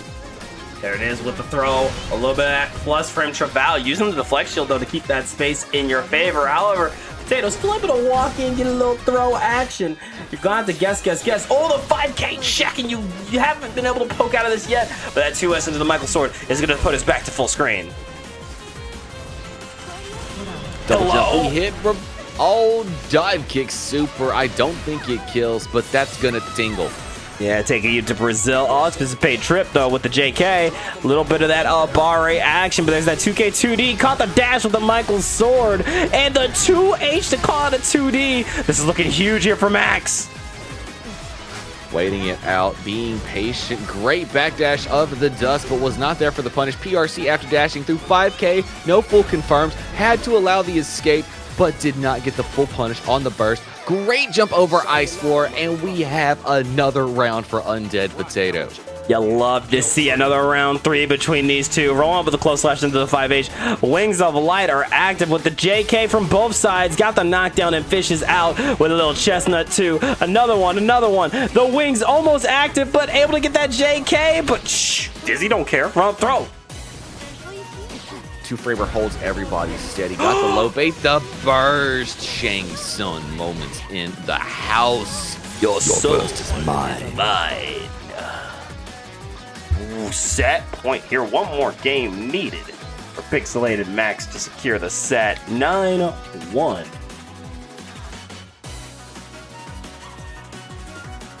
And I mean, you really are seeing it, Dank. It is a case of dominating Dizzy gameplay from top to bottom. It's hard to find a place to start when your opponent controls the screen in such detail. Yeah, this has been a very oppressive set. Score is not telling the story, though. We've seen some great adjustments here from Potato, and sometimes it's just how it is. Sometimes you run into someone who just knows how to deal with your character. Shimmy out, got the throw on throw punishes. Do it one more time. You know, if strike doesn't work, why not throw? Damn right, but there's that 5K 2D into the Michael Sword. Once again, trying to keep that distance in our favor. Big 6P baits out the burst. Shang Tsung out here once again. Can we kill? Yes, we can. Look, something about that Game 9 situation, the opponent just locks in and does something dastardly. We've seen it 1,000 times, Dank. Absolutely. Let's pull up. There's the Almost back throw. 1,000. We've almost seen it 1,000 times. When we hit game 200, when we hit FNF 200, it will be 1,000 times. Oh, damn right it will. Got the pickup into a little doggo kick, a little close slash action. And again, this aggression we're seeing from Undead Potato, we've been needing to see it throughout the set. Something has clicked, and that's going to put another point on the board here for the Potato. And you see what really works against Dizzy. It's not the big flashy dash in dash out kind of approach. It's up close and personal, micro shimmy, neutral control. Dizzy does not have the tools to compete inside of 2S range of hers, so when you're in there you can do a lot of maneuvering to force her to press into traps that she can't compete in. Absolutely, it's really going to come down to, are you willing to get your hands dirty? Are you willing to play brave? Starting off with the 2D into the doggo kick. 2S going to force the burst very early here, but I love this. Look at this aggression. Dash back got clipped by the 2S. Double dash, tried to get some momentum to go in there, but everything working out for Pixelated Max here. There's 2D into the Michael Sword, bubble out, and Wings popped, but still able to shut it down and didn't take any real Wings damage. That's a huge advantage here for Undead Potato now that we're lacking tension. Dash in for the throw one more time on the reset. Shimmied out, tried to bait the throw. Doesn't have to hit FD to get some distance here. Went for a 2D. Oh, the shimmy called out by Pixelated Max, who gets the confirm. And Undead Potato smartly holding on to the burst so far. Yeah, it's not worth it when you're mixulated just like that, especially when the health lead is like that. Going right into round 2, burst on the table. Huge advantage here for Undead Potato.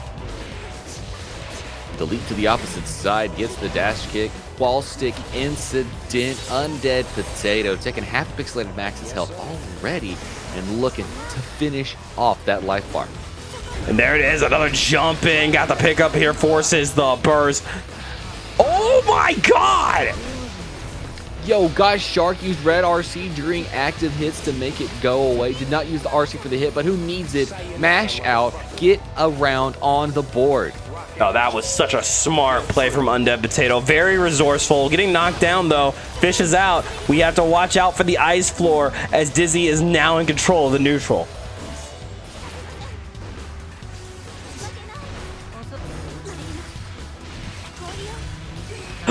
The dash up throw as soon as the wings of light were about to pop. You heard the sound effect, dang.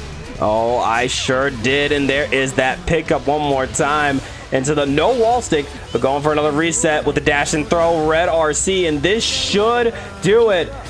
Not enough. Oh, didn't go for the super. Wait. Unfortunately, I feel like a missed input must have happened. But it does not matter. The 6P right there is going to put another game on the board for Undead Potato, who has really shown some serious signs of life right at the last moment. Score is 9-3. Whew, can he keep it up? I didn't hear no bell. I did not hear a bell, dang. Rub my hands, y'all. This has been a tight set, to say the least. Undead Potato and Pixelated Max putting on a great bout 3 for us.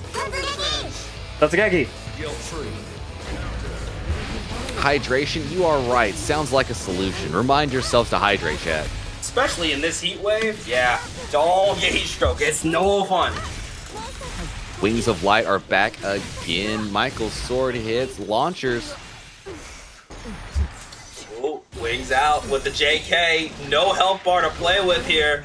But we are going to try to do what we can. Maybe we can burn a burst while we're at it. But knowing Max, I don't think we're going to see that from her. We will not. Chip damage is going to do it in, though, for Pixelated Max. Undead Potato, last legs of their set here. One more round down. Pixelated Max using full screen zoning here and baits out the burst from full screen. Once again, Shraval coming out. Dash, dash, dash. Trying to go for the close slash. But man, Pixelated Max so on it with these reactions. Not going to matter though. There's the dash and throw. Close slash into the jump in again.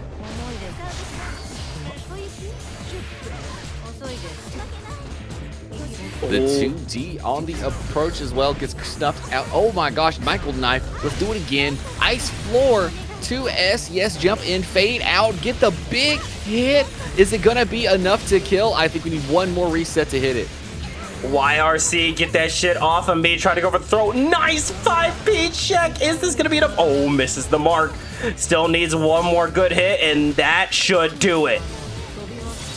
It's not over yet. We are still scrapping here. Final round here in game number 13. Oh, and there it is. Caught the back throw incident. Traval in all the plus frames you can need. But there's that far slash. It doesn't get the Michael sword hit, but we'll get it that time. We're back to neutral. A little Dizzy on ice. With the 5H making the ice sculpture and setting up the fish. It's time for some mixulation station. The double dash in called out with the low. Wings are out. Ice is on. It's looking pretty dire for Undead Potato. The run-up throw is going to give it to Pixelated Max. Odin Eye Gaming's own in their FNF debut. Going to give another game to Team Defum, putting them up 2-1 here on Team FNF. Something. Her, Queen Dizzy. Yeah, shout out the Queen. Really good stuff from Pixelated Max and great stuff from Undead Potato. Again, Scored 10-3 may sound like it was a bit of a landslide, but that's not the story we saw there. 3. That was a whole lot of adjustments being made. Really impressive stuff. I think we had a couple more games that really could have been a back and forth set there. I do agree. You saw the adaptation, you saw the evolution of the gameplay, and that's what FNF is always about. It's randomly generated sets, so you never know who or what level of play you're going to be going up against. And when you see something like that, you love seeing the evolution and growth of the player in real time. Yeah, no, I really love seeing players grow that quickly, and I really love seeing players just show their stuff the way Max was. Always so cool to see that level of tech and, take some notes on the side. So appreciate you. I love Friday Night Fights. I want to see more people sign up for it. Hell, maybe I want to sign up for it. 3, how do I go about doing that? All you gotta do is hit !Discord, and that'll get you the link in our chat to get you into the Dent Gang.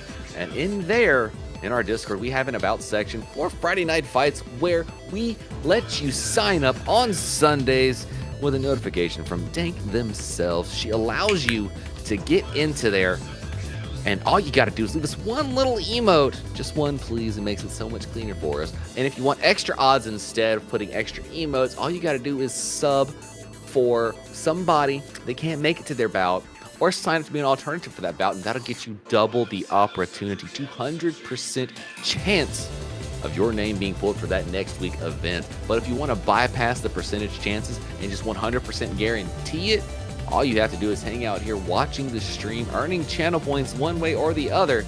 And when you have 10,000 of those channel points, you can spend them to redeem a grudge match where you and somebody that chooses to fight with you can both leave that emote in the About section, and we'll get you set up for a fight that week if it is not a team event. And I also understand some of y'all out there don't want first attendance. You're like, I do tournaments only. Just tournaments, only tournaments. Dank, tell them about our bracket, won't you? Yeah, well, our BXB series has been going on for 2 years now, with this one going to be our 2-year anniversary and my 29th birthday bash. So please come sign up for BXB number 21, going down August 29th, 5 p.m. Pacific, 8 p.m. Eastern, with $200 as a starting prize pool. It is going to be an event you do not want to miss. Link to the bracket and the match riddle is pinned in the chat. So come sign up, hunt for your dream, and fight for a better tomorrow. We'd love to see you there. That's right, 2 entertainment hunters are looking for the next series of hunters to join our Battle Olympian. It could be you. I believe in you. Get out there, do it. You can compete with Jack, Red Ditto, Red I Am Not, and so many other top players. I mean, and I know a lot of y'all are looking to make a name for yourself in the Guilty Gear scene, the FGC scene, and stuff like bracket. Those are stepping stones. So go sign up, go vibe with us, and kill your friends guilt-free. It's always a good time over here. We're going to take another short commercial break. We want to make sure we can run some ads so you guys don't miss any action. But with that being said, 3, who do we got stepping up to the plate for our 4th bout? In our 4th bout this evening, we're going to have none other than Yoshi the Wandering Wraith stepping up for Team Axel Bombers, and Sept coming to the cabinet for Team Defum. Should be a fun one. Never thought I'd see the day where Yoshi is going to play a zoner. So that should be interesting, at least for the games we see him on there. Of course, Sept, a very, very strong Johnny, so it should be a fun one to see. Don't go anywhere, y'all. We'll be right back after this short break.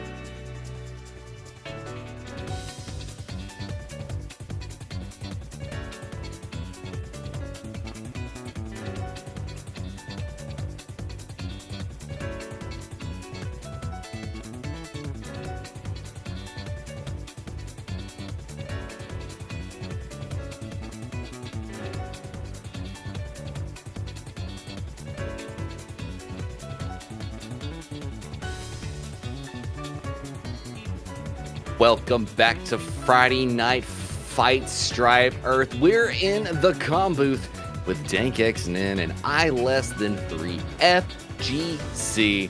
Here to bring you another hype set on this Friday Night Fights. This time we've got the team event between Team Axel Bombers or Team Defum. And up next we have none other than Yoshi, the Wandering Rensengeki, up against Sept.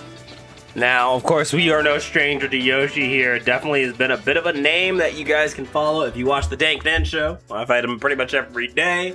If you watch FNF, pretty active player and active commenter in the chat. Always fun to watch them. Definitely the master of the TK air throw. Going up against Sept, though, who we haven't seen in some time, but the last time we saw him was a very, very fierce Johnny. Absolutely was the case. Goatmoo, I see you out there in chat. Welcome in, fam. How we doing tonight? And yes, I do remember the sick Johnny gameplay, and I wonder if they've stuck with the Johnny through 2.0 because I know a lot of them feel like the changes in general were in their favor as far as mechanics are concerned. Yeah, definitely felt like the case, but you know, you never know. You never know, especially with Sept starting out. You get a character switch, you might want to, maybe if you're feeling froggy, you may not want to start with your true main, and that's not the character I thought we were going to see. That's Kyle Kiesk, Mr. Kiosk, stepping up to the plate to take on Axel Low. Both players will go to one character switch, 1 minute time to collect their thoughts. You guys know how this goes. Let's not mess around. Let's kill our friends guilt-free. You know, truth be told, if I was going into Axel as well, playing Kyle Kiosk, good old Kai Kiesk, might not be the worst option. Definitely isn't. I mean, you got a nice, solid all-arounder toolkit. You got the Lightning Strike, which is really good at controlling the space. So let's see how this goes. Yeah, truthfully, my thing in thinking in this matchup, what I like the most is not only do you have the projectile that we were speaking about earlier, you have that DP as well, and the movement speed to get in on Axel for recovery. You might not be able to get the actual hit, but you can make a lot of ground covered with a whiffed button. Absolutely. Going for a nice little confirm there. The Rensengeki is out. We're going for the jump out.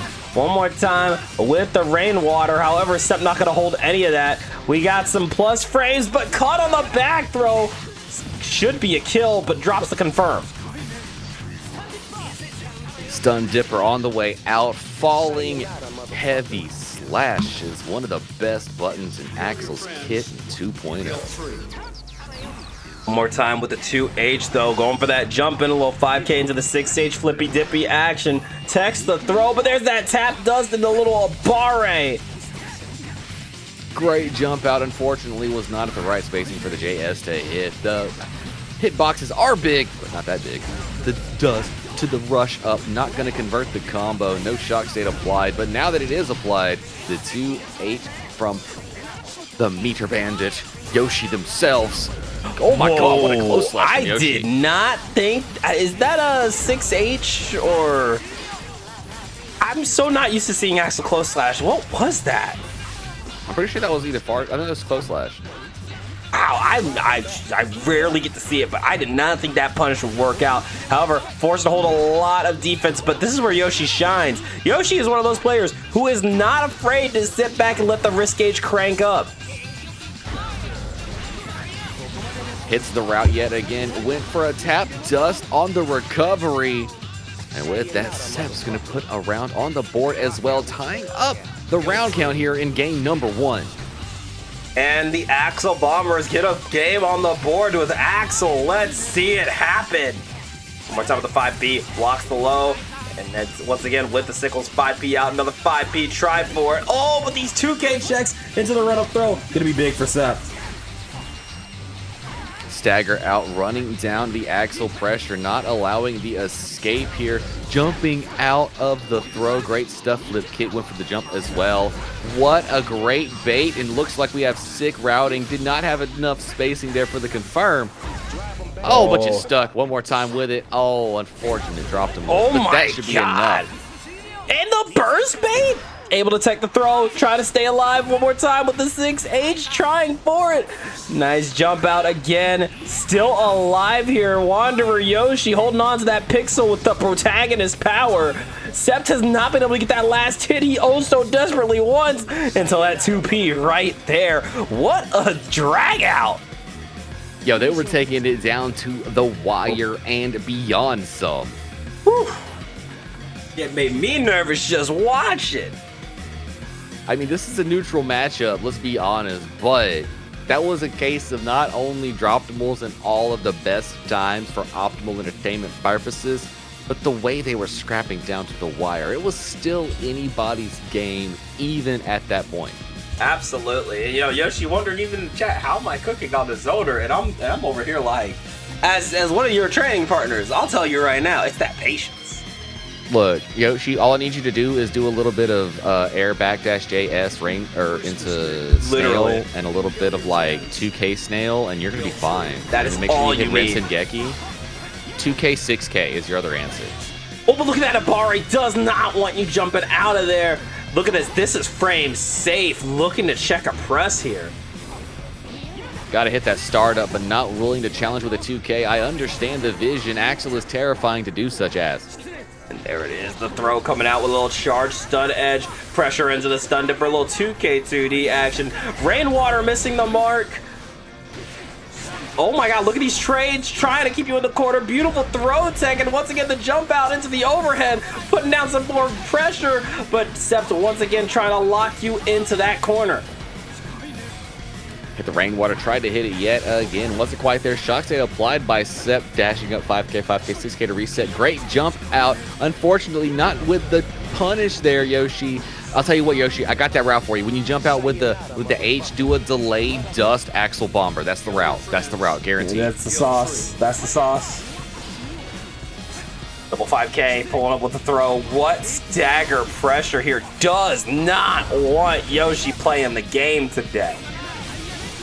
Hit the 2K6H conversion. Sacred Edge applied, and Sept tried to tick throw Yoshi at the last second, and Yoshi still trying to hold on to pressure here. Dap me up, fam. One more time. Close slash 5K to the 6K. Trying for it again. Oh, I saw the vision, but no, man. You were just too close for that to work out comfortably for you. That is a second game on the board for Sept.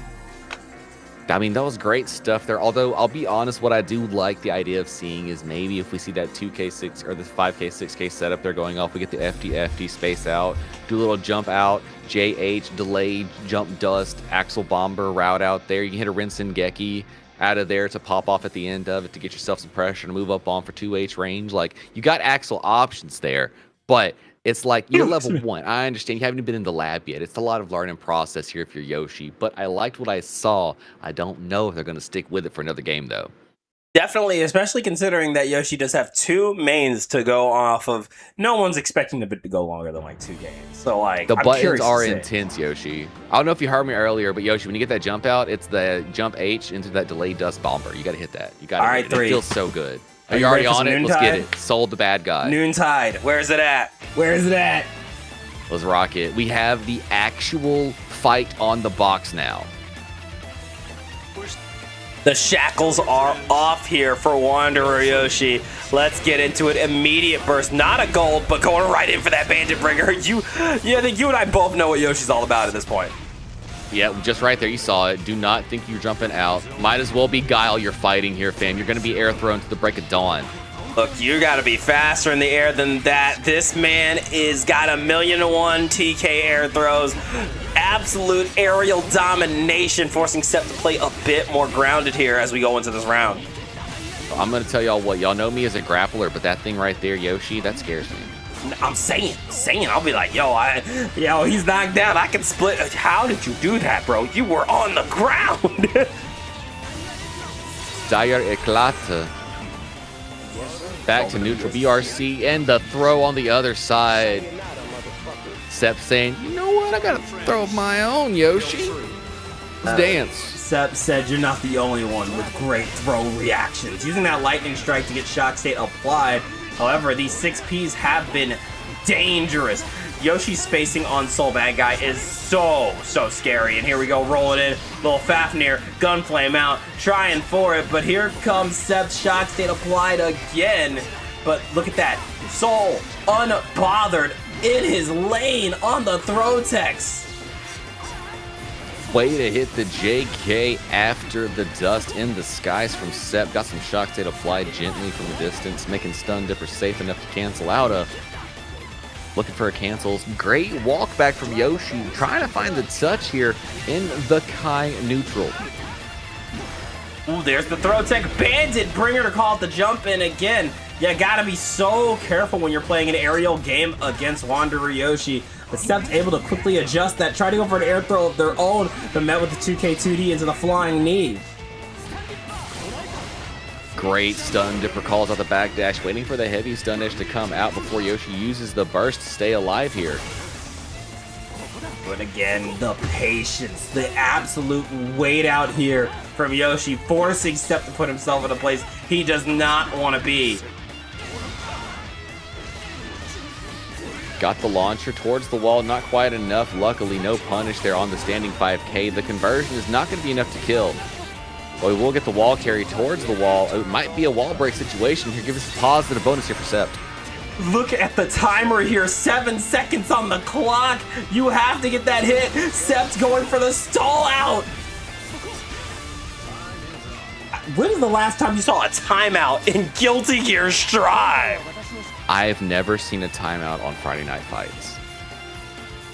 Yeah, just a little too patient here. I think the patience is good, but at some point, No, we gotta that be was aggressive. smart gameplay. It was That smart. was, no, that was honest. That was great gameplay. There was nothing to be framed about. That was just Strive in the era we exist in. Sometimes we're gonna time out from good gameplay.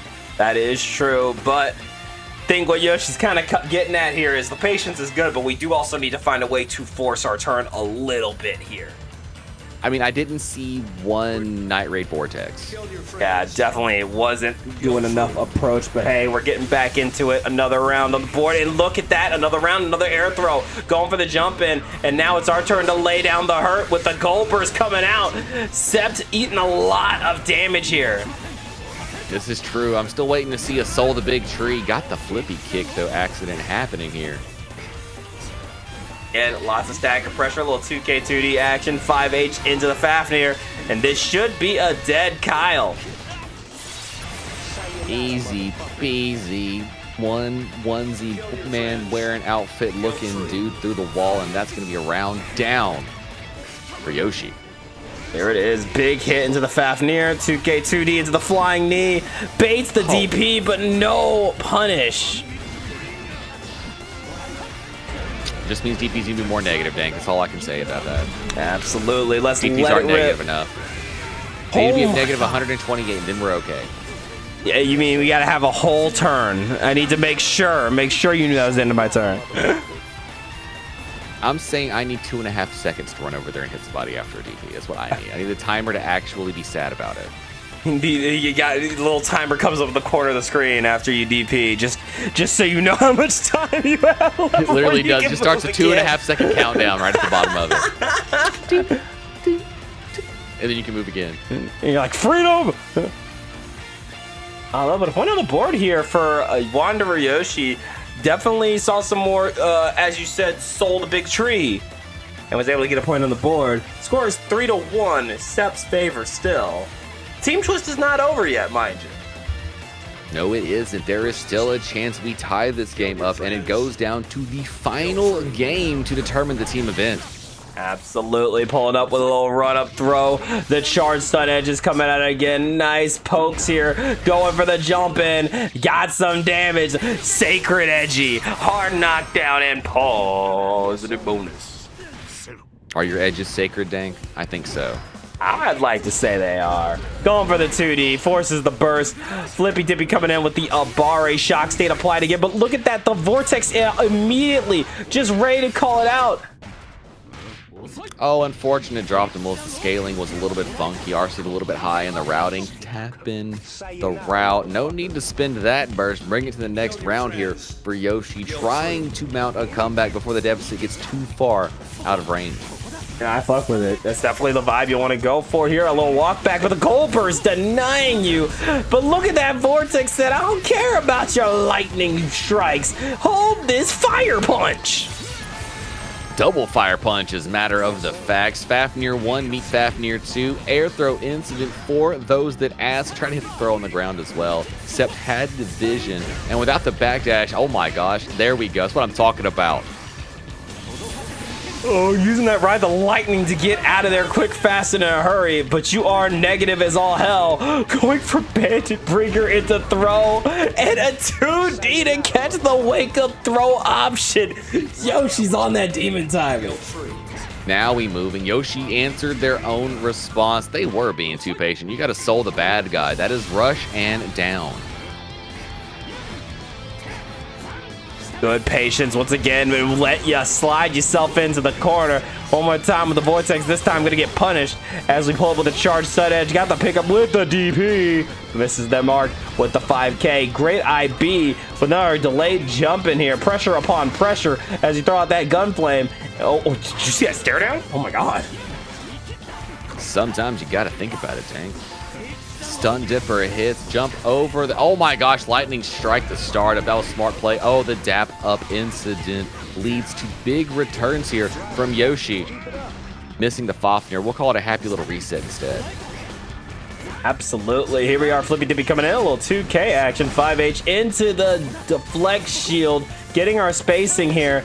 But lightning bolts are only going to do so much. But we bait out the burst, and that's the kill. Vapor Resto.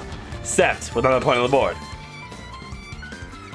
The delay of the wait out on the VRC to get the burst. Disgusting stuff there from Sept. But when you have the meter, that is the safest option. You should lay all the layers down when you have the chance.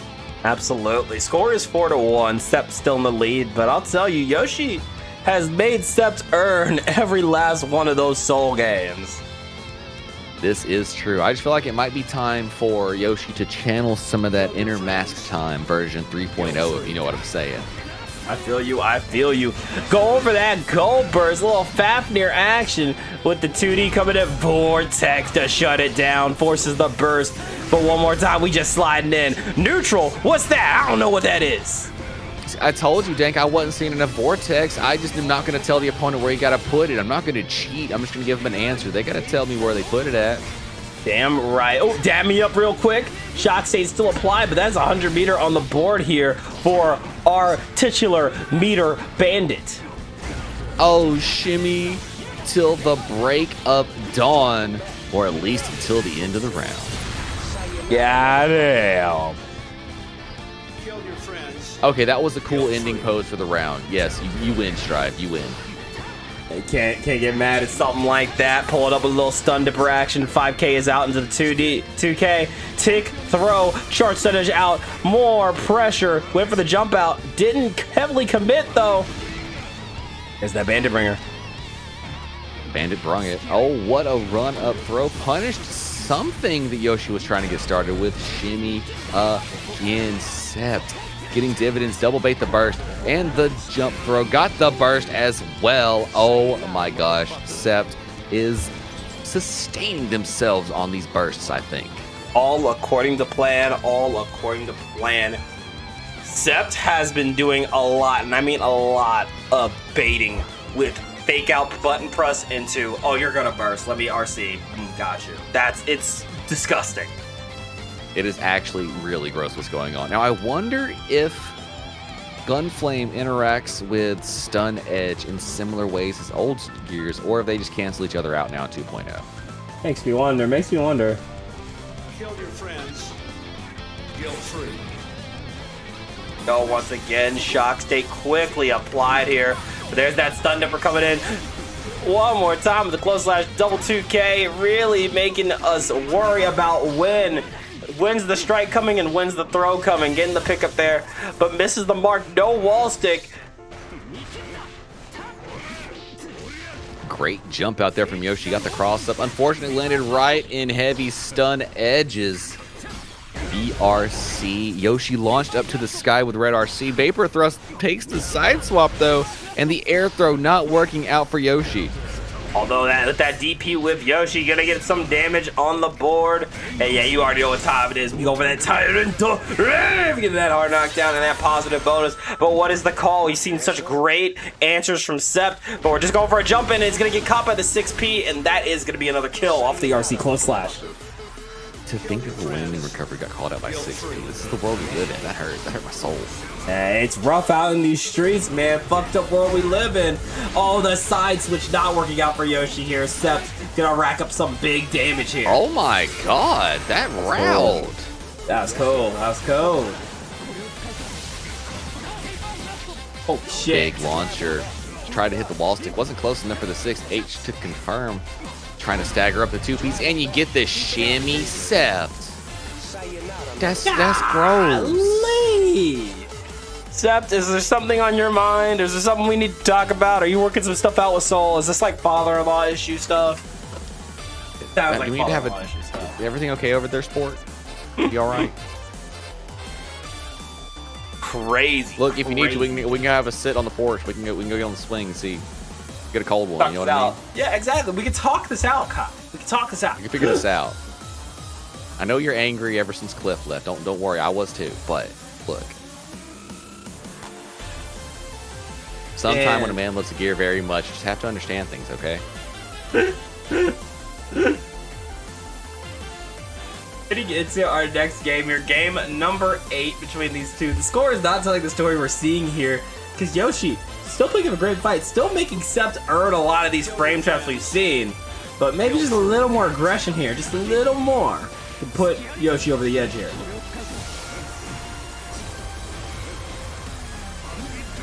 Bandit Bringer on the way out. Shock State still applied. What a run up 6P. The air throw on Sept's side looking like Yoshi if I've seen a thing or two. Yeah, that was an insanely fast call. Oh, the 5H called out. We riding that lightning all the way to the other side. Hard knockdown and positive bonus. We roll in with the close slash, double close slash into the 2S. Trying to catch a backdash. The 6P trading with the Bandit Bringer, but here comes Yoshi. Stun Differ confirmed. This is going to be more than enough to kill. Oh no, unfortunate dropping was there's a magical pixel here and a chance for Yoshi. But there's that DP into the kill, securing another one. Let's kill our friends guilt-free once again. JS working out a little shimmy action. But still caught by the Bandit Bringer. The 5H into the Fafnir and a DP for good measure said, no, you cannot always press on me. Sometimes I'm gonna have a little something for you.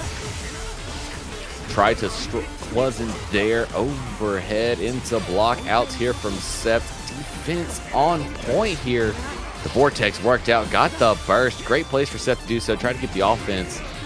And the Yoshi back thrown as soon as they got the touch. This is just trading back and forth with a quickness, Dank. Yeah, I literally saw Sept get knocked down, got up, immediately ran up throw. No hesitation here. Quadruple 5K said, please press something. I fucking dare you. The Golden Burst waiting it out. Double arcs into the low. Solid mids being fed to Soul Bad Guy. Oh, but finally getting that back throw. I know that we were taking a lot off the top there. Did you press? Oh my god! Oh my god, the demon modes. First of all, if you threw like a second sooner, that would have been a non-problem. Oh my god. I'm gonna start crying. That was hilarious. Oh my god. You see something new every day, Dank. That interaction right there. Y'all should clip that, put that one on Twitter for the night. That was the one. That was the clip a for big you both. one. That was great. Yo, I ain't ever seen Both something like sides. that. Both sides of that. The full court, especially after the last throw where he literally got knocked down, got up, immediately ran up, and then that time you're like running, wherever you're about to get up, and out of nowhere, somehow they still get the throw. I'm like, dog, this is crazy.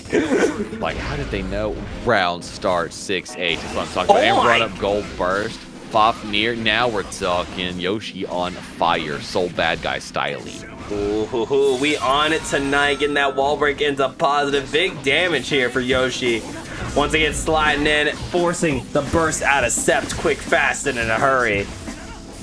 Oh, Yoshi had an IRL call. Oh no, they were in a call for a second. That's probably why they got janked up. They say that makes sense. Dang. That'll do it. Tragic work here, but you know, sometimes it's the way of FNF. Sometimes you get that phone call, sometimes you gotta use the bathroom, and sometimes your power goes out.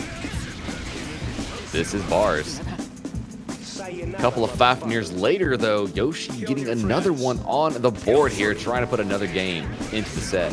This is a very crucial set of Sept wins. That is the end of the team twist, and Defum will win. But if Yoshi's able to take it, we are going all the way to the tiebreaker set.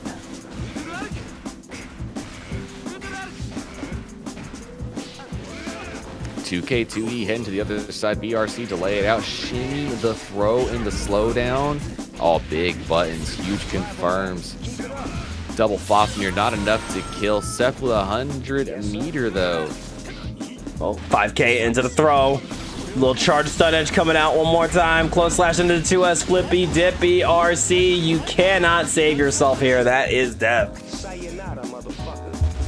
Checkmate situation there for Yoshi. Sept sitting on all the meter to play with. Now sitting on full burst, but it won't be long until these burst games even out. Just got to see how long it takes before Yoshi gets opened up by Sept and the pressure begins. Oh, but there's that throw. Try to go for another empty throw. Oh my, TK air throw. You would think after this many months of playing and watching Yoshi, it wouldn't shock me anymore, but no, it still gets me like that. Wow. Get that back throw yet again. The run up 6P baits out the burst as well. That's a wall stick incident, and Yoshi putting another one on the board here. Score now 2-7. Definitely still a bit of a hill to climb if you're Yoshi, but seeing around like that is pretty convincing. I think we might have figured out a thing or two here. Let's get into our next game. It's just the start of the comeback. You know what it is. They've been playing 2X KO. They haven't even been playing Strive Tank. What do you mean? Exactly.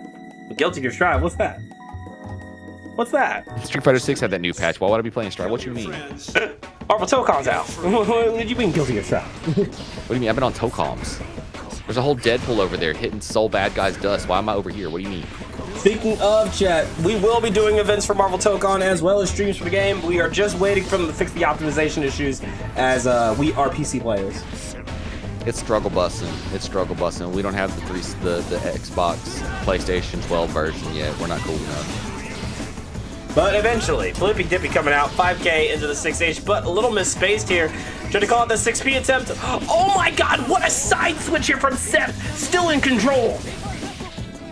The routing continues. Unfortunately, not at the right space for the 5H to hit. A little too far away. The whiff of the throw, though. Yoshi not going to be out completely. Still a pixel in a dream, and with more than enough meter to get it. One more time. Oh, Bandit, bring her out. It's a wild throw. We got a pixel left. They ain't got nothing to lose. Trying to bait out the person. Still got the throw. Oh my god. That's what I'm talking about. That was gross. I love it. I need a little bit more in my life. Sept trying to get the full routes here. Looking for some nice spacing.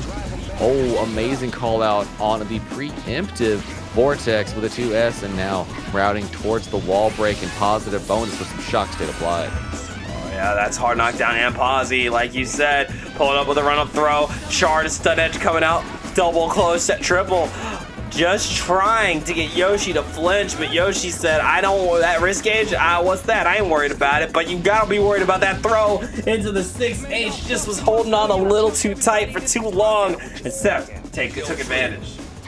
Well, this is the answer. When the opponent is really turtled up, not allowing options to get through, throw is the answer. Absolutely. Again, more turtling up, just waiting it out, and there it is, Bandit Bringer. But again, you are not escaping the air throw. Sept determined to lock you down. Another charge stun edge out. Have to use the YRC to get it off of you.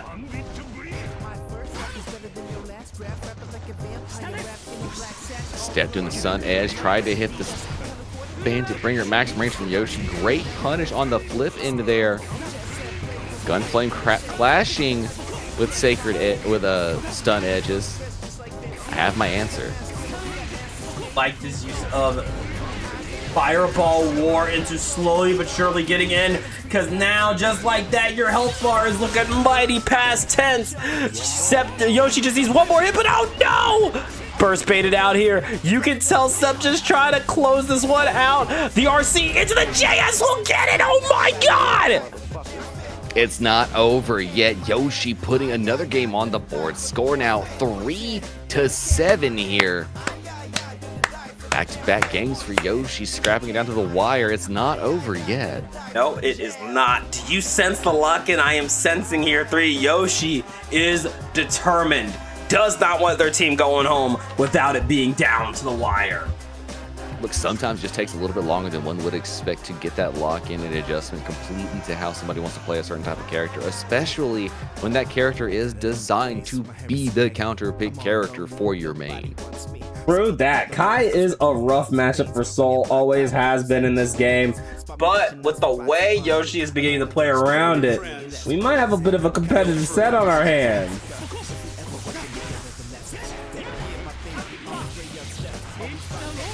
To me personally, this always felt like the Akuma versus Sagat matchup, just in Guilty Gear instead. Oh, okay. Ooh. Oh, Ride the Lightning not gonna work out. What's the punish looking like? Big 6H into the 6S. Red RC. Are we gonna even see a burst here? I don't think it's worth it. No, it definitely wouldn't have been. I feel like most of that was safe to begin with anyways from the burst. Oh, charge side edge coming out. Oh, big nasty close slash. Sacred Edge. I am shocked that didn't kill. Ooh. Using the dust to delay the approach to get the falling kick to connect with some great stuff there from Sept. I mean, that was just tricky gameplay.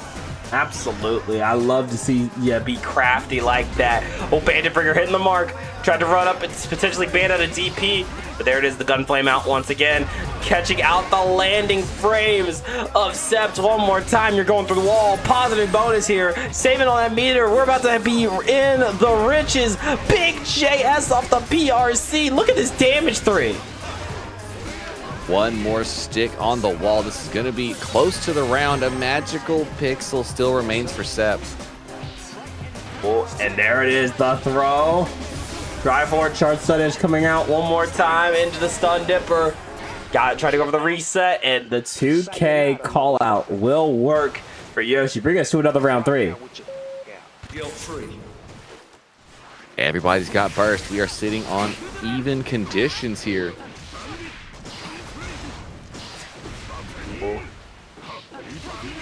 Drive forward one more time. At the wall stick. Oh my gosh. Just melting Sept's life bar here. Another 2 touches is going to be enough for Yoshi to put another game on the board. The 2K2D PRC. Oh my god. That's absurd. Shock state applied here with the tap dust. Not gonna kill, but you are gonna build up quite a bit of damage and continue the shock state through the wall with some positive bonus. The Schmovement tried to get the burst bait as well. Hit it one more time for the repeat on the burst bait. Gets the golden burst, though, back and forth with golden burst. Oh my gosh. Hello? We are making reads left and right. I have never seen an RC off a Sacred Edge right into the throw to call that out, but the flying knee gonna work out, and the close slash is gonna give Yoshi another point on the board. 3, there have been some pretty shutout sets here tonight. But I'll tell you, we may not be seeing one tonight. I'm feeling that bout 4 curse starting to return to form with the way these two are playing. Look, I thought it. I wasn't going to say anything because I want it to happen before I say it. But you're not incorrect in assessing what could possibly be occurring in just a few moments. Yeah, we shall see. I could have jinxed it. I could have not. I'd like to imagine my words don't hold that much power, but we are commentators. Yeah, no, Yoshi's right. That was a read on a read. Like, y'all were playing Insanity insane. into the future. Y'all were doing some Goku versus Vegeta type jazz here. I love me some read sets. It is so nice to see players that just know what you're going to do, because then you get to just see the most insane layers ever. I didn't know y'all was Richards the way y'all be read up in here. No, careful, careful. The new game just came out with Dr. Doom. You want to trigger him? We don't need the maker already. We all right. I got Oh. Cyclops coming. We're gonna live the dream. Hopefully it fixes by then. Oh my God, you're not done Goodness yet. But gracious. that pixel looks mighty scared. Yeah, I think that Pixel was mighty scared there. The 5K gonna take you out. But once again, Zeppelin around the board. Got the trade immediately on the jump-ins. Gunflame is out. 2D action here. Trying to play those footsies. Oh, damn. Have you seen that happen before? Fam, yes, but that looks like it hurts every time. That just shows you I don't feel enough Soul versus Kai. I did not know that was a thing. Okay, so real talk, me and my big bro play Soul versus Kai. That's what I keep my Kai pressured up for, and I really get it worked up. Yeah. Yeah, he does the Soul. He's like, I love Soul, bad guy, and Chip, and I'm like, fine, play Soul. It's more fun, trust. No, on God, on God. Bandit bring in. We trying to get brought. Oh no, gripped up afterwards. One more touch. Does it? Oh my God. Damn. The 6S to get the kill here. Going to another round 3.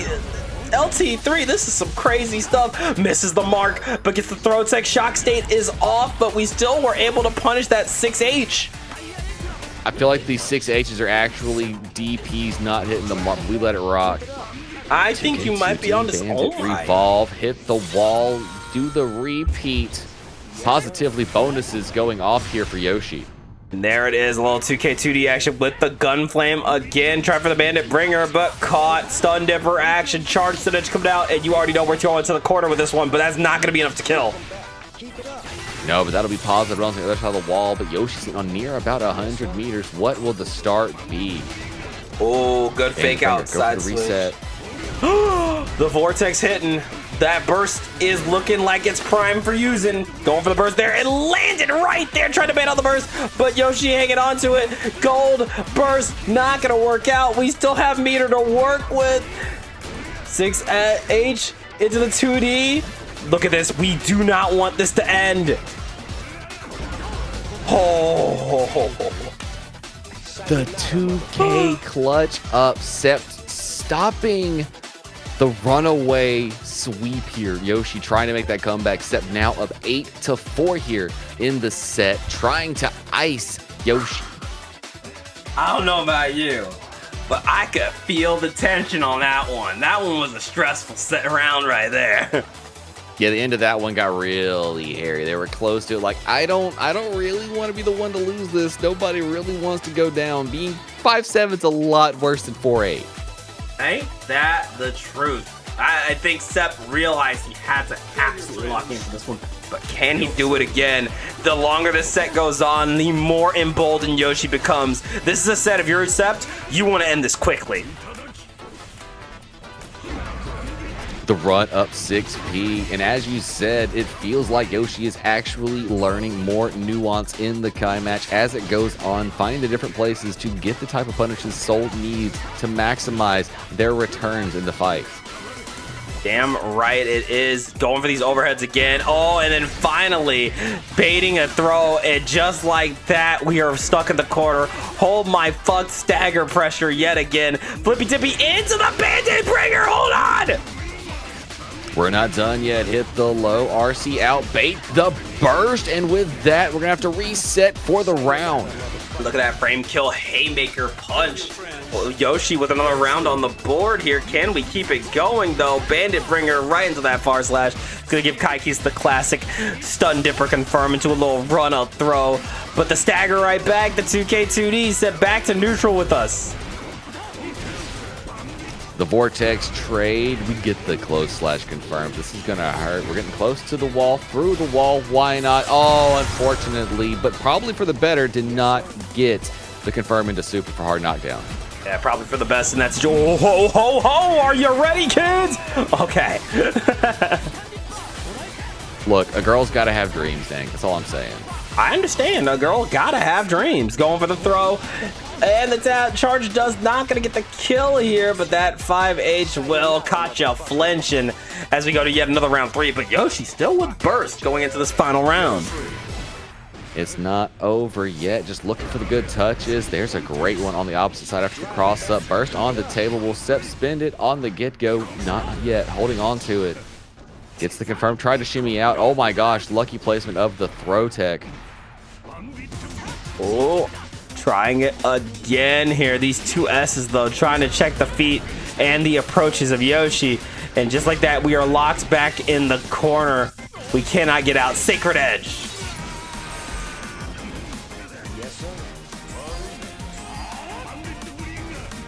Oh my god. I don't really know what to say about it. Gold burst happens. The BRC. Oh, we get big punishes. There goes the burst here. Oh, I saw the vision there, but so did Sept. Another one, Flippy Dippy winning it out. These are some clutch decision makings here from Sept, who needs one more game to end the team twist tonight. Is absolutely the case. And you know what, Dank? At this point in the set, there's only one thing I can say. We haven't seen enough 5D. Not enough 5D. Looks like Yoshi might need a second. You know, sometimes the bathroom interference and whatnot. Do what you got to do. Take that moment. It might be necessary. No worries at all. Plus, I think I need a minute after these past few games, bro. I'm stressed the fuck out.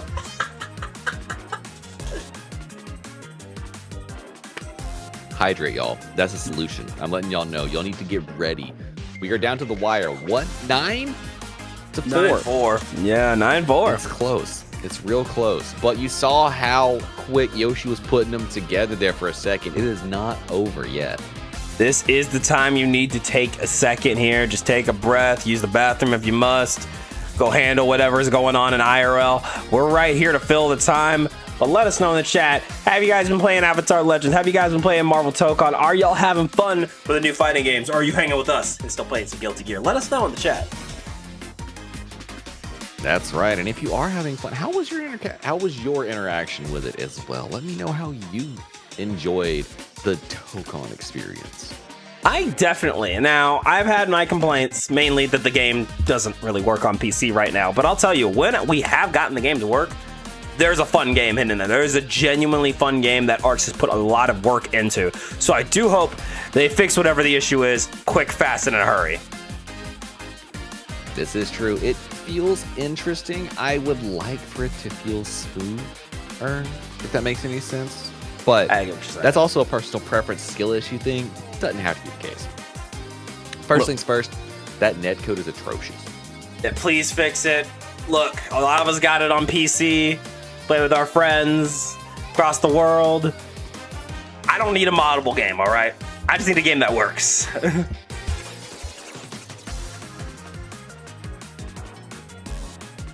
All right, let's keep it going. Another one. Score is 9-4. But I'll tell you, Yoshi has made Sept earn every one of those damn games. This has not been an easy one.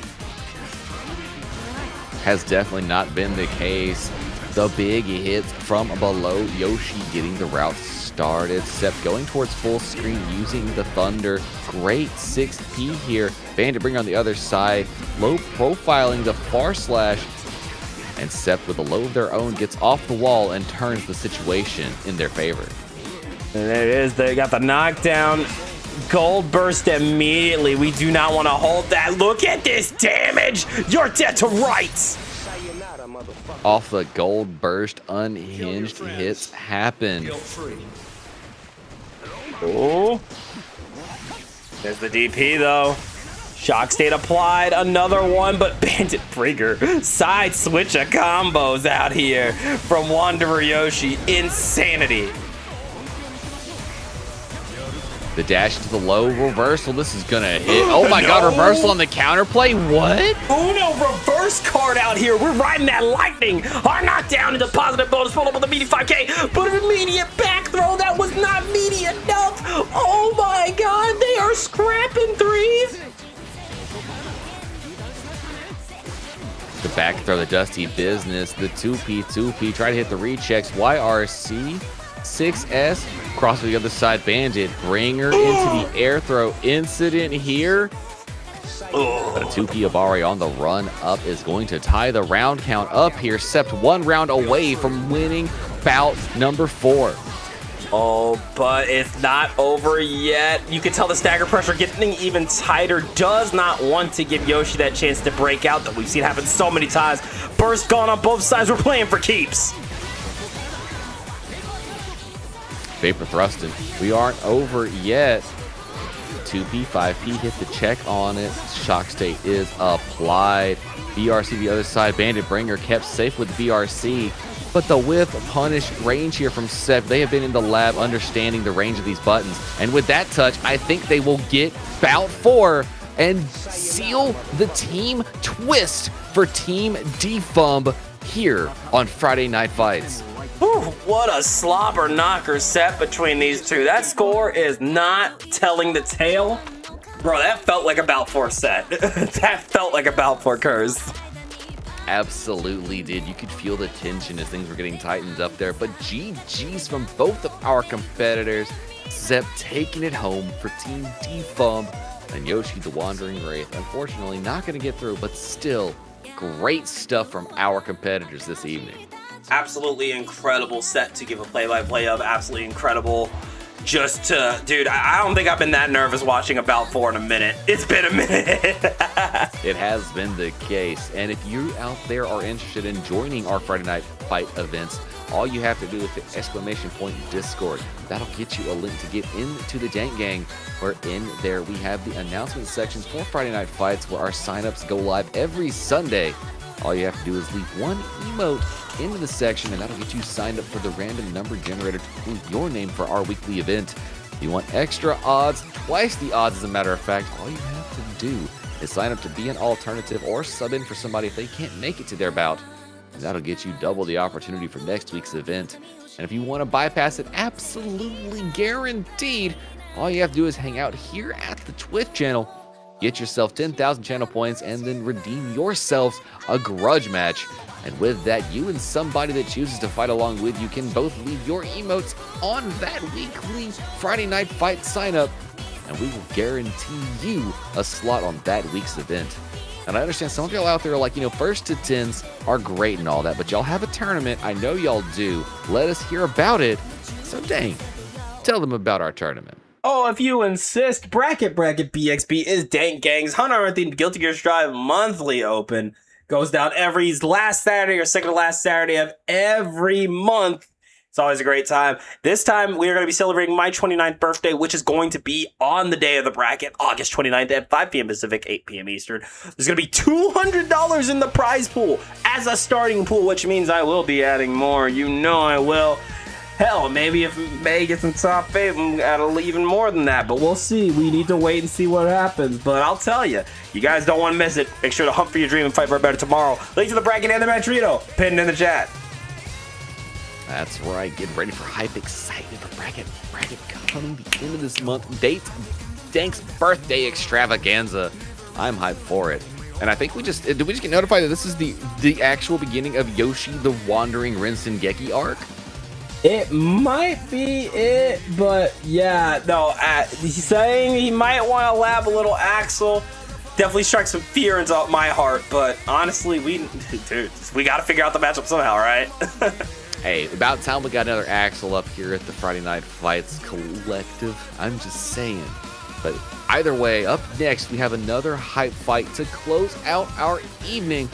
We have none other than Tylerus Maximus coming to face off against Tyree Owens. Now, we know Tyler's the one representing Team Axel, right? I can't remember.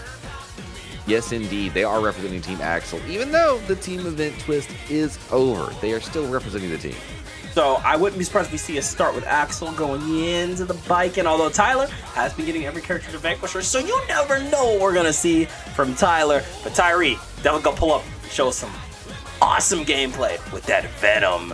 You don't want to miss it. We'll be right back with our main event after this short commercial break.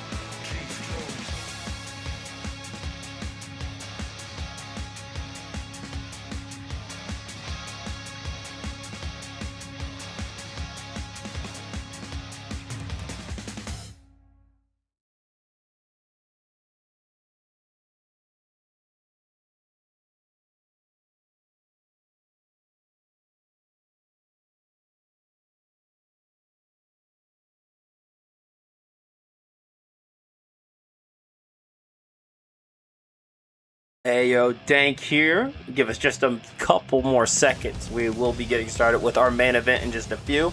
Akil is not quite back yet. We're still waiting for our players to come in, but thank you so much for your patience. And thank you again for choosing Friday Night Fights as your nightly Friday night entertainment. It's always a great time to see you guys up in here, especially with Marvel Tokon and Avatar Legends still being out in the wilds. It's nice to see you guys still supporting Guilty Gear Strive and DXG, and we will hope to give you guys some more action to enjoy in just a few.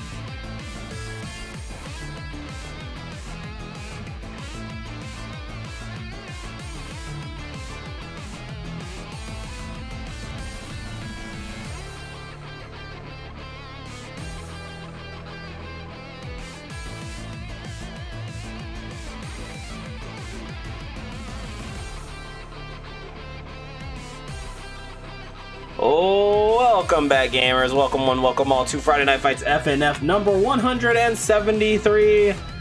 I, of course, am Dankman. With me is iListen3FGC. We are still waiting on our last player to appear in the room. We haven't heard from them yet, so we are gonna, fill a little air. We're gonna have a little yap session, little podcast entry while we wait for our final event. 3. We've been talking Marvel Tokon. How are you? You're saying you have some concerns. How are you feeling about the game? I mean, okay, so I like Tokon. It's all right. The gameplay's fun. I don't give it a glaring review. I don't give it a positive review. My review is meh, because it's broken. It's just simply broken. It doesn't work on Linux. It doesn't work on a lot of PCs in general. Apparently, it works fine on PlayStation. I don't know if it works on Xbox or not. I'm assuming it's not working. Not even on Xbox. But, oh, that's right. It's not even on Xbox, is it? Yeah. No. But I'm afraid that, like, if it does okay, and that if nobody says anything about it, or not enough people say anything about it, that they'll just take this as a standard for the industry where they can release broken versions of fighting games, and as long as the IP is big enough, they'll be forced to promote it. And I don't want that to be the standard that the CFOs believe is the plausible outcome for things. That doesn't feel like a good future for the FGC, if that makes any sense. I'd agree with that. I definitely think that, especially hot off of Avatar's release too, because Avatar kind of suffered from the same issue where the game is really, really good and it's a labor of love, which is the same thing with Tokon. But they are forced to release it from these companies in unfinished states, when maybe if we had like a month or two more, the game would be perfect. Could have been the case. But those are things that we'll never get the chance to know now that they have been put out the way they have. But also, when it comes to the technicalities of things, we don't exactly know why Tokon doesn't work so well. I mean, we can make assumptions we know why. There's been things that have gotten in the way of it before that are also present in this game. Don't get me twisted there. But, like I said, I just worry that if we all go along with it's still a great game, even with all these issues. No, these issues are big issues. These aren't minor issues. It doesn't work on a whole operating system. Especially when you have 2 player bases, 2 platforms, and one of your platforms does not work. And it's not the Switch thing where it's like an ignored ecosystem between the other gaming industries. No. Like PlayStation and PCs share an ecosystem because of the type of hardware they play on. That's just the general nature of things. And with how Nintendo has their IPs locked down into systems that you can't get into that ecosystem to share IPs with it. So it's a different mindset for that. It's the same problem. That's why we are starved of our own shared IP systems. But that's because that's also became an industry standard because none of the fans would do anything about it. Why? How could you? Why would you? Yeah, exactly. There's I think we do need to make it clear, like crystal clear, we cannot accept games in the state. That's not the case. Oh, Fur is still awake. I'm gonna go ahead and we're gonna play a little game of Let It Be Known. See if Tyree pulls up. It's time. Yeah. Tyree, you're about to join the lands of Sealy. I hope you enjoy yourself. Because yeah. Did Loser join that one club? Did Loser join the club as well? Is Loser part of the Loser is EXE? he? I don't feel like they might have been.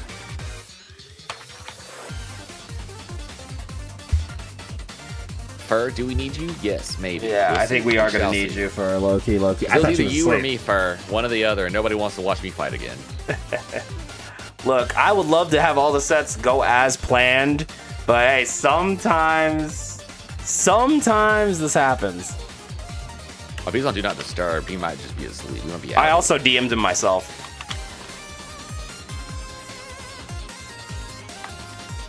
got out for work and was like, "Oh, is it Friday? I forgot." Yeah. Happens. It happens. Yo, I know I've gotten off shifts and just like me type shit, you know? Honk Shumimi. Happens. You know what it's not gonna be saying? Not gonna be come back tomorrow. I'm sorry, y'all. I was touching grass. Not gonna be what was said. Dude, Strive players touching grass, like, see, now I know you're bullshitting me. That's how, like, come on now. Look, I've seen the allergy list of Strive. We're not even touching AstroTurf. What are you talking about? 2 minutes and 40 seconds left here. Well, not 30, but you get the point. We are going to still put a set on for you guys. Sorry for the delay. These things happen sometimes. Hey, at least it's not another first to death. I mean, we could be putting on one of those again. My God, don't even say that. I'm lining up another one, Dank. You say that, but I've already got one in the books ready to come out pretty soon. Oh my God, dude. Commentating that is like, it's fun until you're like, You gotta get a hours rotation. are this? Yeah, no, you gotta can't get a have rotation. only two You got co-coms to. for that. No, That's we not need- fair. We need at least like 6 people to come talk trash on the mic next time. So y'all Yeah. start lining up and getting ready to talk trash on the mic. I'm gonna do another first to death. Somebody mysteriously, sometime soon. If you know, you know. So if you want to do commentary for it, you know who to hit up about it. Hit up Dank, hit up me. We're in the Dank gang. Go ahead, sign up for it pretty soon because we'll need a bunch of y'all to come yap about whatever's going on the screen whenever we get down to it. What's up, Star? Welcome, man. How we doing, homie? How are the vibes? I hope the vibes are immaculate. I am also a huge Herd fan, Collie. How did you know? I spoke about loser and they appeared. Son of a. Your words have power, Why do I bro. speak? Why do I speak? Why? Your words have Welcome power. in, loser. Welcome in. We're doing My it. favorite executable. Okay, here's the thing. Since we're still waiting on a DQ timer, I do want to say this since I deleted the comment about nerves about comms. Here's the thing. You do not need to have deep game knowledge to commentate. People will say you do. No. No, you need to be able to be able to talk on your toes and have good vibes with your co-com. That's what you Look, need. you want me to tell you the extent for what you actually legit need to know as far as knowledge goes in a fighting game? You need to know to talk about what's on the screen. Know that they're blocking. Know they didn't block. And know, oh my God, that looks like it hurts. What else do you need? Exactly. Like, honestly, like, I am so serious when I say that is not, it is not super necessary if you know everything. There are going to be comms who will come at you like, hey, you need to know everything. No, you fucking know. Just have fun. Have fun on the helps. mic and talk to your comm. Don't helps. stonewall them. It helps. It helps not doing some stuff that people immediately want to check out when you're talking about it. But like, y'all check out when I start talking about weird stuff. Y'all know this. Ain't nothing new. It's also good I to watch find your eyes co- glaze over when I cast Confuse. It's not a new spell. I've had it on my list for years. All right, that is going to be our timer. We have a DQ here. Tylerus will now be going up against Foxy for our homie Fur. Going to be stepping up to plate. So it looks like we're getting a little Callie, bike you're in supposed to Milia. defend yourself is the question here. Until I see you defend yourself, what am I supposed to do?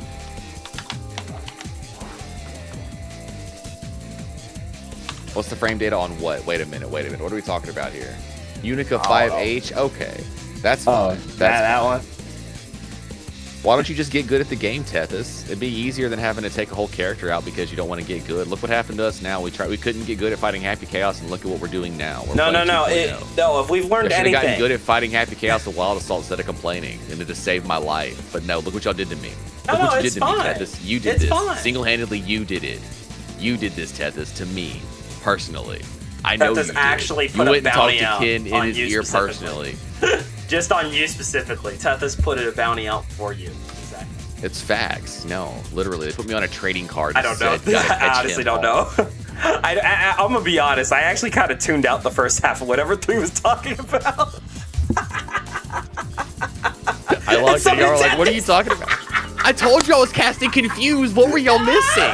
No, it's just so fucking funny. I told you will glaze over with the conversation. It's part of the spell. Duh. God, y'all so silly, gooses. And Goose ain't even in the chat. That was funny. Thank you for that, girls. Thank you. And that made me laugh.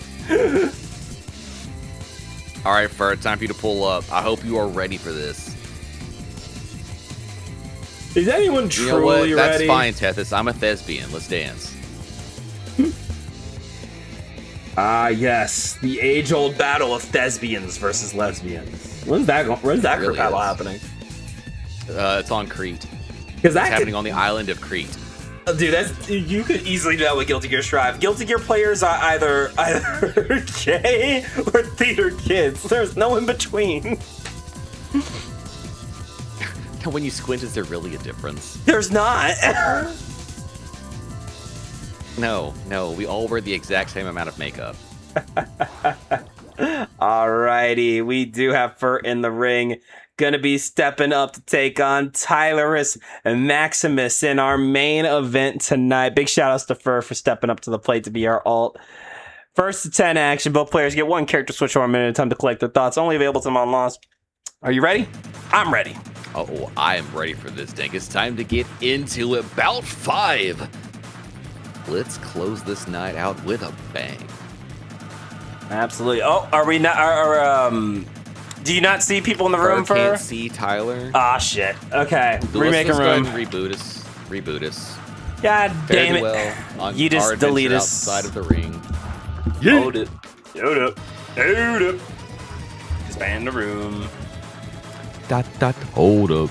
He's not real. He never has been. Actually, this has all been a psyop. FNF has not been real. I don't know how you guys have keep coming here for 173 weeks for something that is not real. Okay, real question about Axel though. We all know he's a Time Lord. What's his screwdriver look like? Oh, you mean like the sonic screwdriver type shit? Yeah, is that what his sickle is actually? Is his sickle a sonic screwdriver? It might be. Check yourself before you Might be. Who knows? Just to say, room's Okay, I know back it open. doesn't matter to y'all because this is a personal set list. But Dank was asking me earlier what I listen to because I can't hear what y'all are listening to and being blessed with out there in the world. So I have to have my own set list going on. And I just personally got blessed with Bring the Noise. And I just want y'all to know that. Is that what I think it is? Is that May from Guilty Gear Strive? Is that May Strive and Guilty Gear popping in the industry with the Asenga Gear hot plushie on her pocket? I'm ready for this. So happy I get to see my favorite little Shud May. Let's fucking go. Look, it's Slayer with dolphins. Oh, whoa, shit, I forgot to spectate. By the way, 3's not here yet, so this game doesn't count. y'all just bouncing. Y'all button Y'all check just said, force, let's all right. start. Y'all just said, let's start now. Button check it. Look, I'm a figment in their imaginations. It's okay, and I can't see them, but that's okay. That is all right. We're waiting. How many of y'all live in my walls? How many? Dank. Because I'm gonna start charging We are rent. Dank Gang. We are in the walls. Look, estrogen don't pay for its stuff. I'm gonna start charging rent. Look, if there's enough trans people hiding in your walls, we can just milk the HRT out of it. It'll be okay. You can't card me. I'm trans too. That doesn't work. Just get a squeegee. It'll work. Just get a squeegee. It'll be fine. That's how it works. Trust me. I'm sorry. All I right. text that matchup. Don't work.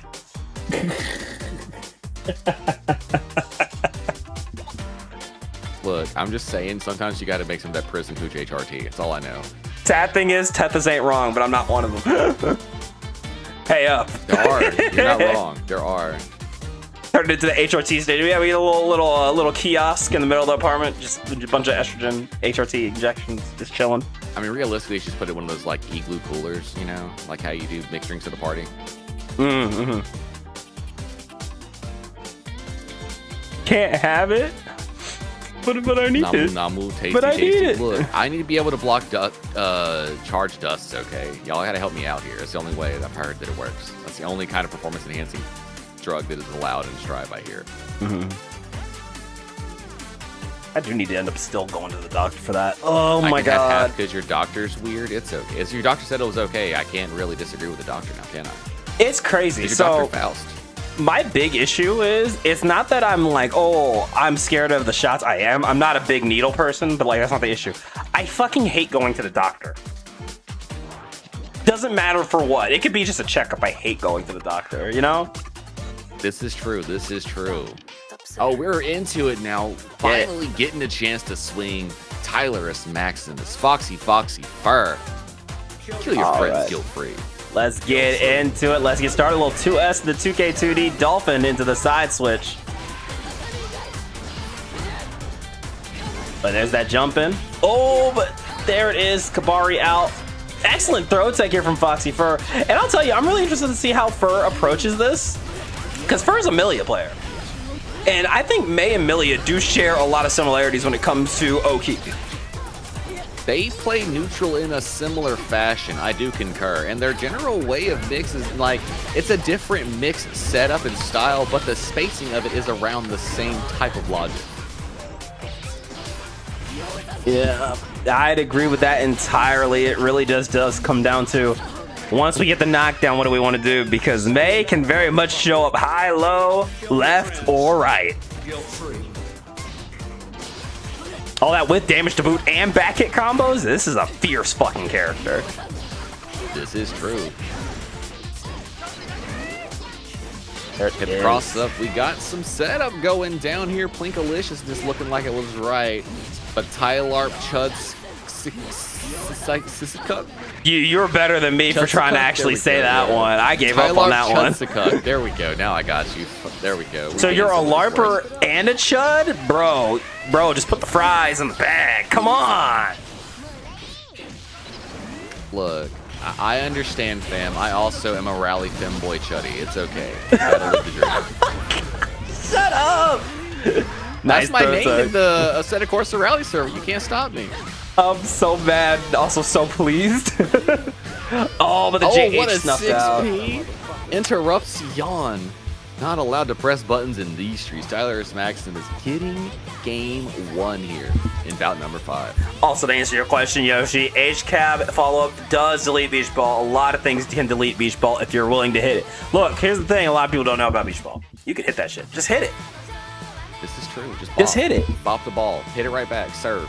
Set. Spike. Whatever. I mean, yeah, it's a big-ass hitbox. You never said I was your friend. You said I was your friend to me at best.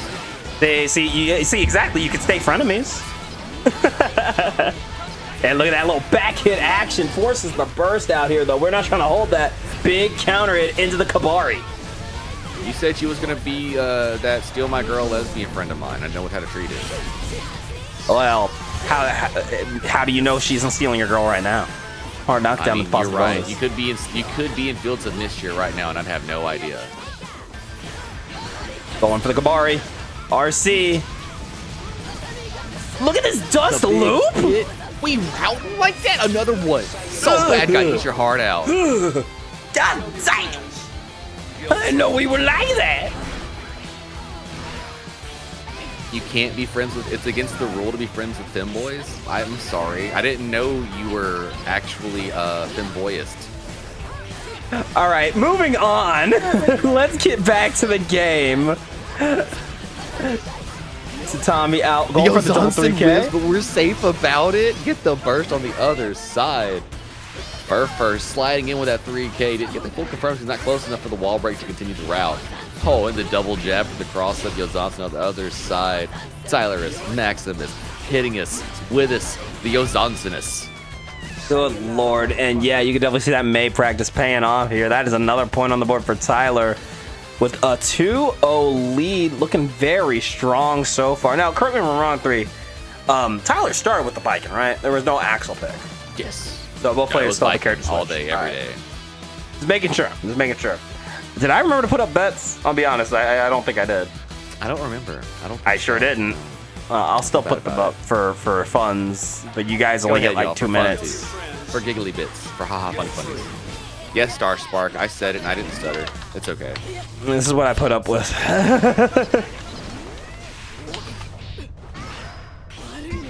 Well, JH. Oh, misses the mark. There's the throw. Another one in with the J2H. Try to get another Dolphin loop, but not going to work out. Nice Kabari off the RC. Brad RC getting dusty loops. Got the burst as well. Oh, there's the jump throw. in. Back throw incident with a swiftness. Was not ready. Could not prepare. And yeah, the question here, can you deal with Kabari? Yeah, you can. You can 6P tether before it fully comes out. However, if you get counter hit, you're still going to probably hold the tether. You can break free with a burst. That's it. And I think if you confirm a YRC, it works, but usually they will bait out a YRC in the setup. Yeah, absolutely. Going for that jump in, 6H into the H cab. Got the 5H into the cab again. Big 5H Kabari out again. The RC, Tatabi out. Oh, there's that jump in. Another one. Here you go, Tank. Loops, baby. Who's We have apologizing for Dolphin what? loops. Oh, Free Willy in the zone. Yo, Zonson, run up, throw, more Kabari, tether all day. What kind of movement do we witness? The back throw incident with the swiftness. Drop to 2-8 into the approach and another throw. Not enough to kill. Oh, and the overhead kiss denied there by a nice Abare into the 6K. That's a 3-0 lead here for Tylerus. Who's apologizing for what? I don't even know what you mean. There's been so much goofy shit. Is it my sacrifice for Tethys? Is that what we're apologizing for, or is it something different, Cal? I don't know. I don't know. Probably something silly. Your chat has lost me, dang. It's happened again. I've been lost in the sauce. I'm just trying to understand. I'm sifting my way through, all right? There's the switch to Millie Rock. Oh, that's the apologies part. No. They did take one? No, that first name did not count. Oh, because we cannot see it. let Tylerus out of work, or Tyree out of work. Oh, Yeah, that happens. No penalty we'll here. hook you up next week or sometime. We'll get you a hookup on that. Might be the week after that because we got an FNF mini coming up. Oh, we do, And that's we right, have a whole lot of grudges, and I already know not all those grudges are coming out. happening. Yeah. There's grudges coming out there. I got to fight next week, as a matter of fact. Oh my God, you already did. God damn. Oh my God. Milia, I wanted to talk about you, but I was over here looking at Dead All Might. I was so confused. Flower power. Moving around a little bit with that JH is the bad moon. But yeah, I understand now. The apology of switching to Millie. No. You do what you got to do, homegirl. There ain't nothing to be wrong about there. Nothing wrong to be about that. Look, if my Disney ain't doing the job, I'm calling up the pirate girl. You know what I mean? I'm surprised you didn't pick Nagori Yuki just for the win. It can't be that bad right now. It can't be. Or 4-0 here. I'm gonna let you ponder a mental exercise, Tank. Parry. It's Nago. No, I mean if you're going up against Viking as Milia, parry. Oh, that's what you Parry mean. sounds Yeah, like a no, fuck problem. that, man. Fuck that. Well, honestly, parry can be a non-issue if you just delay everything.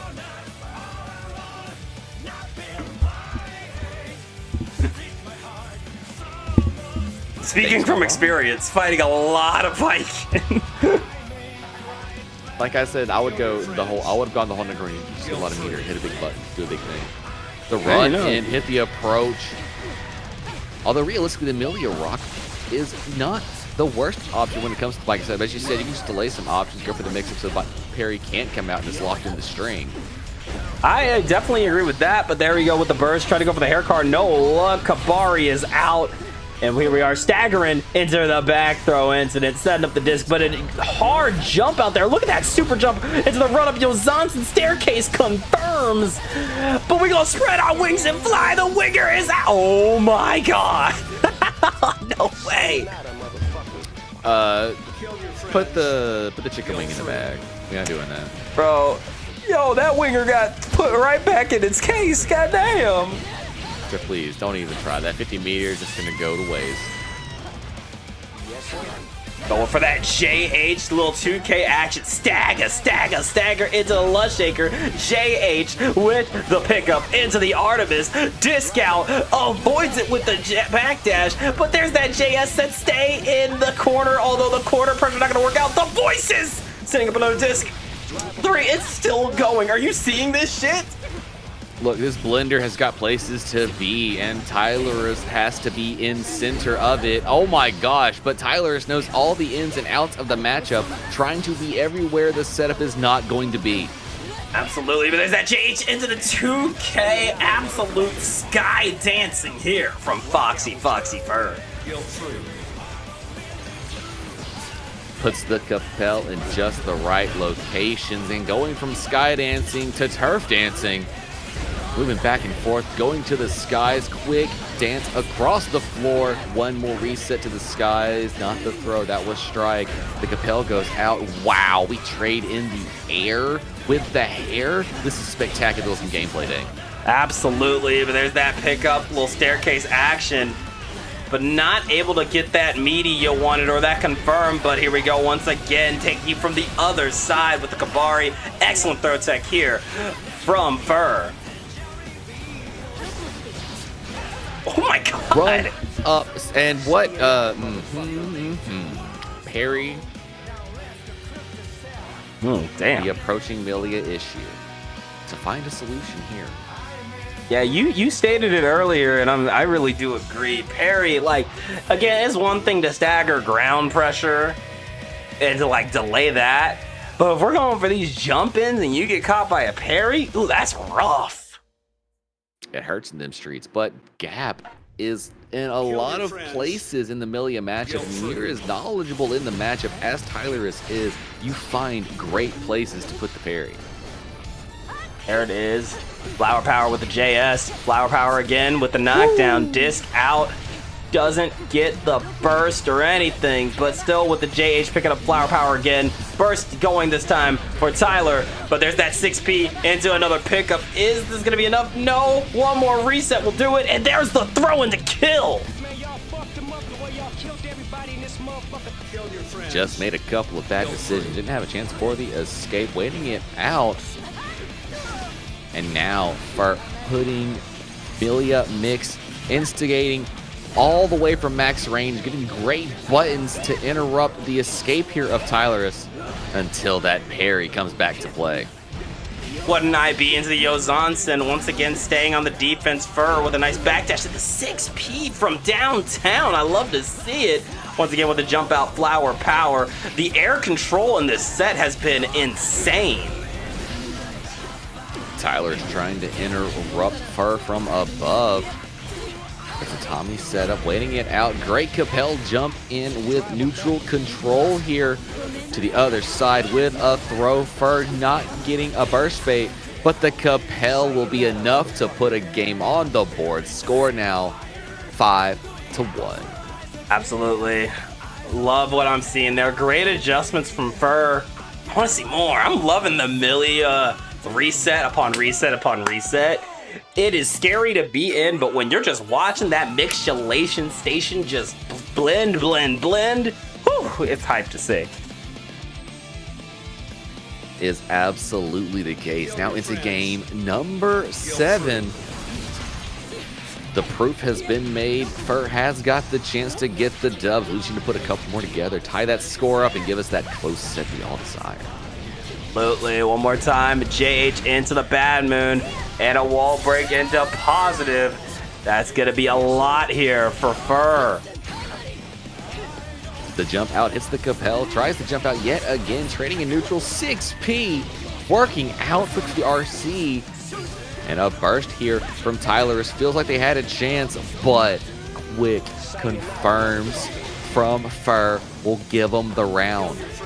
Alrighty, once again, kill your friends guilt-free. Going for that jump around with the air dash. JH into the knockdown. Disc is out. Got that pickup again. Take them, all expenses paid. Trip to Brazil. And the side switcher. We're going back. Round trip. Hair car wall stick not over yet. Oh, unfortunately, Super did not come out, but that's a-okay. Happy little resets. Had to burst there, no other choice. Going for the quick Bad Moon Flower Power to that was fucking awesome. Holy shit. But Foxy first said, I got to make up 5 games. Bet. Got you. Here, hold my hair car. Damn Fur. Damn Fur. I see you out here, homegirl. I see you with the mixulation. When Milia's got to rock, Milia's got to move. That was sick as fuck. I loved it. Kill your friends. Once again, getting into game number 8. Let's make it great out here. Tried to go for the air throw, but air throwing Milia is easier said than done. Wouldn't you agree, 3? I would say so, but it is such an integral part of the anti-Milia tech. You do have to at least show it in the book. Back throw after a back dash does work out for Tylerus. Although with the nimble moves of Fur, we'll see how long they last here in the setup. Using the burst to get off the tether though, and then hair cars directly into Tatami. I do fuck with that slingshot hair car, but it is not going to be enough. The Kavari into the kill. Going to secure a round. Kill your friends. Guilt-free. Oh, I like the jump around, weighing it out with a little disc coming out, but there's the parry. I don't want to hold that. 6P gets sniped out on the other side.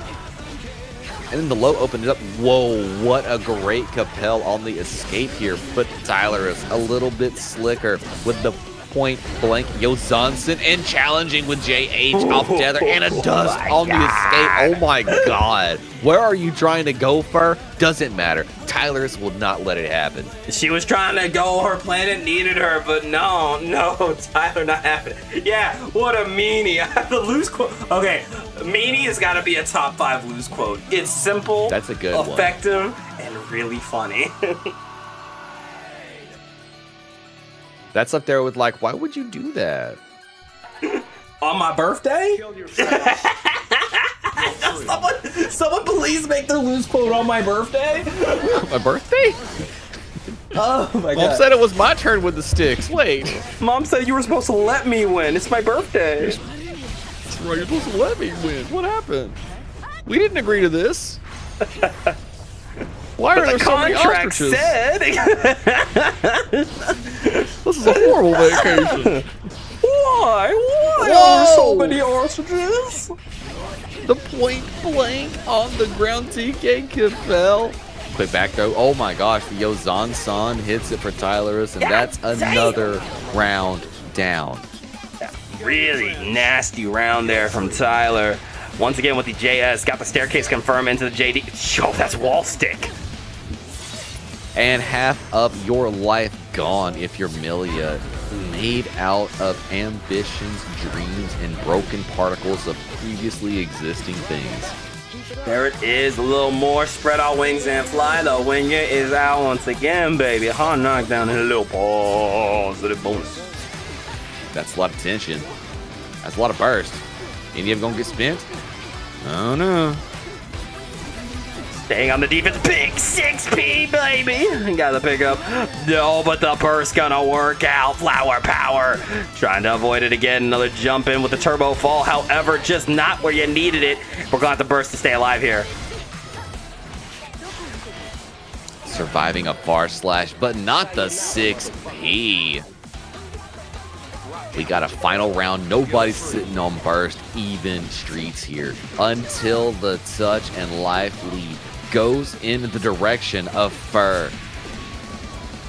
Hit mixture laid it there. Big 40% combo, but here comes Tyler once again trying to. Oh my god, flower power! Once again, but able to grab it this time. Set up the Yozansen. Tether. We're trapped in the steel cage. You got either 3 minutes of playtime. Oh man.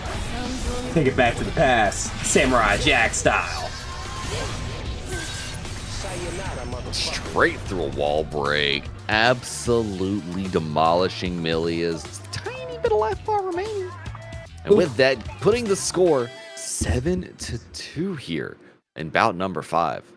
Really, really great stuff from both sides. That score, again, even I think even more so than normally when I say this. That score ain't telling the story we're seeing. This has been insanity. No, absolutely has not. It has been close, nail-biting excitement the entirety of this fight. Capel at the top, trying to get the low, gets the hit, dancing out over the dust, but another JS confirms for Tylerus. This Baiken screen control trying to shut down where Milia wants to be. Parry wasn't allowed, but trading yet again always works in Baiken's favor in this match. Ain't that the truth, but there's a little JS action into the Gabari with the gun. However, doesn't get that confirmed. We're going to go for a reset instead. Tether into the throw, which means this time, caught on the meaty. That's another kill for Tyler. Well, you know, I learned something new today, Dank. The power of gun is greater than the power of Aquanet. Sounds about right. Yeah, get you a better, get you some better hair gel, a little better product, you know? Nah, fam, I'm telling you, down here in the South, Aquanet really makes some very, very high quality projectiles as well. But just not able to compete with a hand cannon of Baiken. Definitely Got not. the tether applied, hit the dusty business. Wall stuck incident, not enough to kill, but enough to put the fear in the hearts of Milia. Definitely is, but there's that JH. Good backdashes here. Really good attention to spacing from Tyler. But look at that JH hitting the mark. Very stray hit there. Couldn't confirm anything off of that. The trouble here is you have a pixel left. You still have burst, but you need to get that stray hit that you can truly confirm off of. got a setup with Capel. Tyler is still sitting on 50 meter. We have to keep these options really interesting here. Double the Capel, hit the wall stick, and we get the round tank. It's not over yet. Whew, nice save there from Fur. That one made me nervous to see, but an absolute clutch up is something we love to see over here at DXG. The disc getting the pickup forces the burst. No bait there, but hey, having burst off the table in this situation is even better than getting the bait. Got the wall stick into Artemis. Positive, a bonus. Heading first direction. Capel sniped from the skies by Tylerus. Getting Fur to burst, and now pressure is on. Yo Zonson got the pickup. We got dust loops up in here into the Yo Zonson. Wall breaking to positive. Go for the RC, but there's that Abare to shut it down. Just quick thinking from Tyler. Now up 8-2.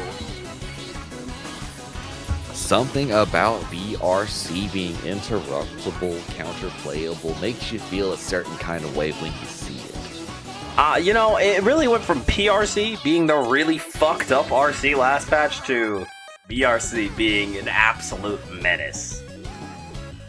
You want to talk about the real menace? VRC off of plus frames. Oh my fucking god, bro. I don't know who signed off on that, but it is absurd. Look, I'm gonna tell you what, I don't even want to talk about it because I'm afraid if I do, we're just gonna end up with an even less sauceable game. Yeah, true that. And look, I still love this game for what it is. I hope we get some of our sauce back. But even if we don't, I'll Still be out there playing the game. Oh yes, almost definitely. Just don't see me fronting on what looks cool. I don't want to let the leaks out. I gotta keep some of that stuff secret in the book. I gotta keep it in the tank. Got the burst, got the Kabari. Do it once again. PRC at the top, Techie throws. Another delay on the overhead. Capel hits wall stick into Artemis. These routes. nasty stuff here. Nice 6P. Haircut coming out. Stay on defense here with a little Lust Shaker. Nice 5P anti-air. Went for the bad move to the other side. Had to RC to quickly block it, but now we have to hold some block strings. Well, that's tragic. That's worse than tragic. That is death causing. A round down here. Tylerus, Maximus looking to do a little bit of Milia deleting. Alright. Big counter hit forces the burst. We are not holding that. But here we go again. More sword pressure as we roll in with a beautiful Kabari combo. We gotta go with that Kurosawa flick this time. Take it back. Quick hits. Wall bouncing onto the ground. Oh, we shimmy out. Still get the confirm at maximum range and the run up. Far slash. Perfection. On the screen here. Tylerus Maximus score now 9-2 here. 1 game away from winning about 5 here on Team FNF. Insane stuff. Again, you gotta give credit where it's due. These two have scrapped with every game. It has gone down to round 3 almost every time. Whew. Oh, making me tired just watching it. Kill your friends. Guilt-free. Here we The go, jump though. over Kabari gets the hard knockdown here and already putting Biken into the Milia blender. Ain't that the truth? Got the pickup. Baits out the burst. Nasty work here. Foxy Fur. Oh no, getting caught by the throw. Yozansen baits out the burst from the other side. Ain't no one allowed to burst today. This is just going to be only disgusting gameplay. Nothing honorable in these streets. Death, destruction, violence. Exactly what the Dank Gang asked for. And look at this from Fur. The 2K2D into the disc and spread our wings and fly. I need to make sure your ass is dead. Kill your friends. Guilt-free. Oh my gosh, checking the air dash on the fall. Big returns from Tylerus. Hits Yozansen after Yozansen. Tried to hit the tether Yozansen. Nobody's home. Oh no. Oh, we swinging. Oh my god. Look at that. Wall break, hard knockdown, positive bonus. Off the Expedition 5D. Fur is trying to lock this in, but there's that burst bait. Once again, we are dead to rights. tried to make slick moves. Tylerus was on the ones and twos, making reads and adjustments all along the way. And as you see, continuing this relentless pressure here. One more time. Oh, Yo Zonson trying for it. Another Yo Zonson. A third Yo Zonson into the 2H Kabar reaction with the PRC. Going for another jump in. Eventually you'll break. Eventually you'll crack. Kabari out to the other side. Did a little lush shaker. Mixing all the way. Will Tyler's be able to find the touch? Oh my god, look at that 2P. Another one. Oh my god, look at that Beatty on the throw. Got the knockdown. No knockdowns here. Tyler already knew that was going to be death. So the burst into the 6P will secure you the set. 10-2. Great stuff from these two. Again, an absolute slobber knocker and a set for the books. Very good stuff. Wonderful gameplay from both of our competitors. And gonna go ahead and give a double shout out here to Foxy Foxbar. Thank you for showing up and subbing in. I know it wasn't because of anything nefarious like passing out. They just got let out of work late. So, unfortunately, Tyree Owens and Tylerus Maximus, the originally planned bout didn't get to happen. But thank you, Foxy for stepping up. And Tylerus, amazing gameplay there from you, my friend. I hope to see you again in another Friday Night Fights. Same with you, Fur, and same with you, Tyree Owens, if you are out there watching right now. Yeah, really good stuff from everyone who played tonight. And big congrats to the team. I'm gonna fuck up this name, so I'm gonna look it up to see what it was spelled again. Defum. Yes, good stuff to Team Defum. Congrats on winning the August Team FNF event. Next Team FNF will be early September. You guys already know, first Friday of the month, which is gonna be September 4th. Make sure you guys are ready for another team up of ultimate proportions. But that being said, if you like Friday Night Fight and you want to be part of it, LT3's got the know-how to let you know how to sign up. 3, lay it on them. That's right. All you got to do is hit !Discord, get the link, click it, get put into our dank gang. And then once you're in there, all you got to do is wait for us to announce on Sundays in our designated section for Friday Night Fights. Leave us one emote in there, and that'll get you put into the random number generator to pull your name for our event on Friday Night Fights. Or if you want double the chances, you can choose to be a sub like Foxy Fur just got the chance to right there. And they have guaranteed themselves a 200% odds increase. Or you can choose to be a sub as well by alternating earlier before Friday Night Fights. If as well you want to go ahead and bypass that altogether, guaranteeing yourself a slot on Friday Night Fights, you can hang out here on the Twitch channel, get you some channel points, and when you've earned 10,000 of those, spend that to get you a redeemed grudge match where you and a friend that agrees to fight with you can both sign up for our Friday Night Fight sections, and we will guarantee you a slot on the docket if it is not the team event. And I hear some of y'all out there telling me as well that 1st to 10 events are amazing and all that, but y'all have a regular bracket, don't y'all? A tournament, a bracket, if you will. Dank, do you want to tell them about that? Yes, bracket. The bracket's so nice, we named it twice. BXB is Dank Gang's 100 themed Guilty Gear Strive Monthly Open, returning on my birthday, August 29th at 5 p.m. Pacific, 8 p.m. Eastern. There is already $200 in the prize pool, and I'm going to be adding more, so link to the Start GG and the Matrino is pinned in the chat. Please come sign up. We want to see you guys there. Join the likes of Jack, Red Ditto, Gay Sex Legend, Red I Am Not, and more, and become our next Battle Olympia champion. We'd love to see you there to fight for your dream and hunt for a better tomorrow. Can't wait to see y'all out there for another hype bracket, and it has been another glorious evening of Guilty Gear Strive exhibitions this evening. I hope y'all have had fun out there. I know I've had a great one, Dank. I know I had a lot of fun as well. Thank you everybody for coming out, and until next time, I've been Danknin with iLesson3, telling y'all to take it easy, have a good night, be good to one another, press buttons, wash your legs, and play fighting games. And make sure you follow me and 3 on Twitch. We both stream quite a bit. I should be streaming still again tomorrow, but it will really just depend on whatever the hell is going on. So, playing it by ear. Yes, indeed. See what's going on. I know I just got the Resident Evil 9 randomizer, so... Hey! So, look forward to that as well. But that is it from us. Thank you so much for coming by, and we'll see you guys next time. Bye-bye! We're clear. I didn't raid this time. I was feeling like it. like, yeah, let's get out of here.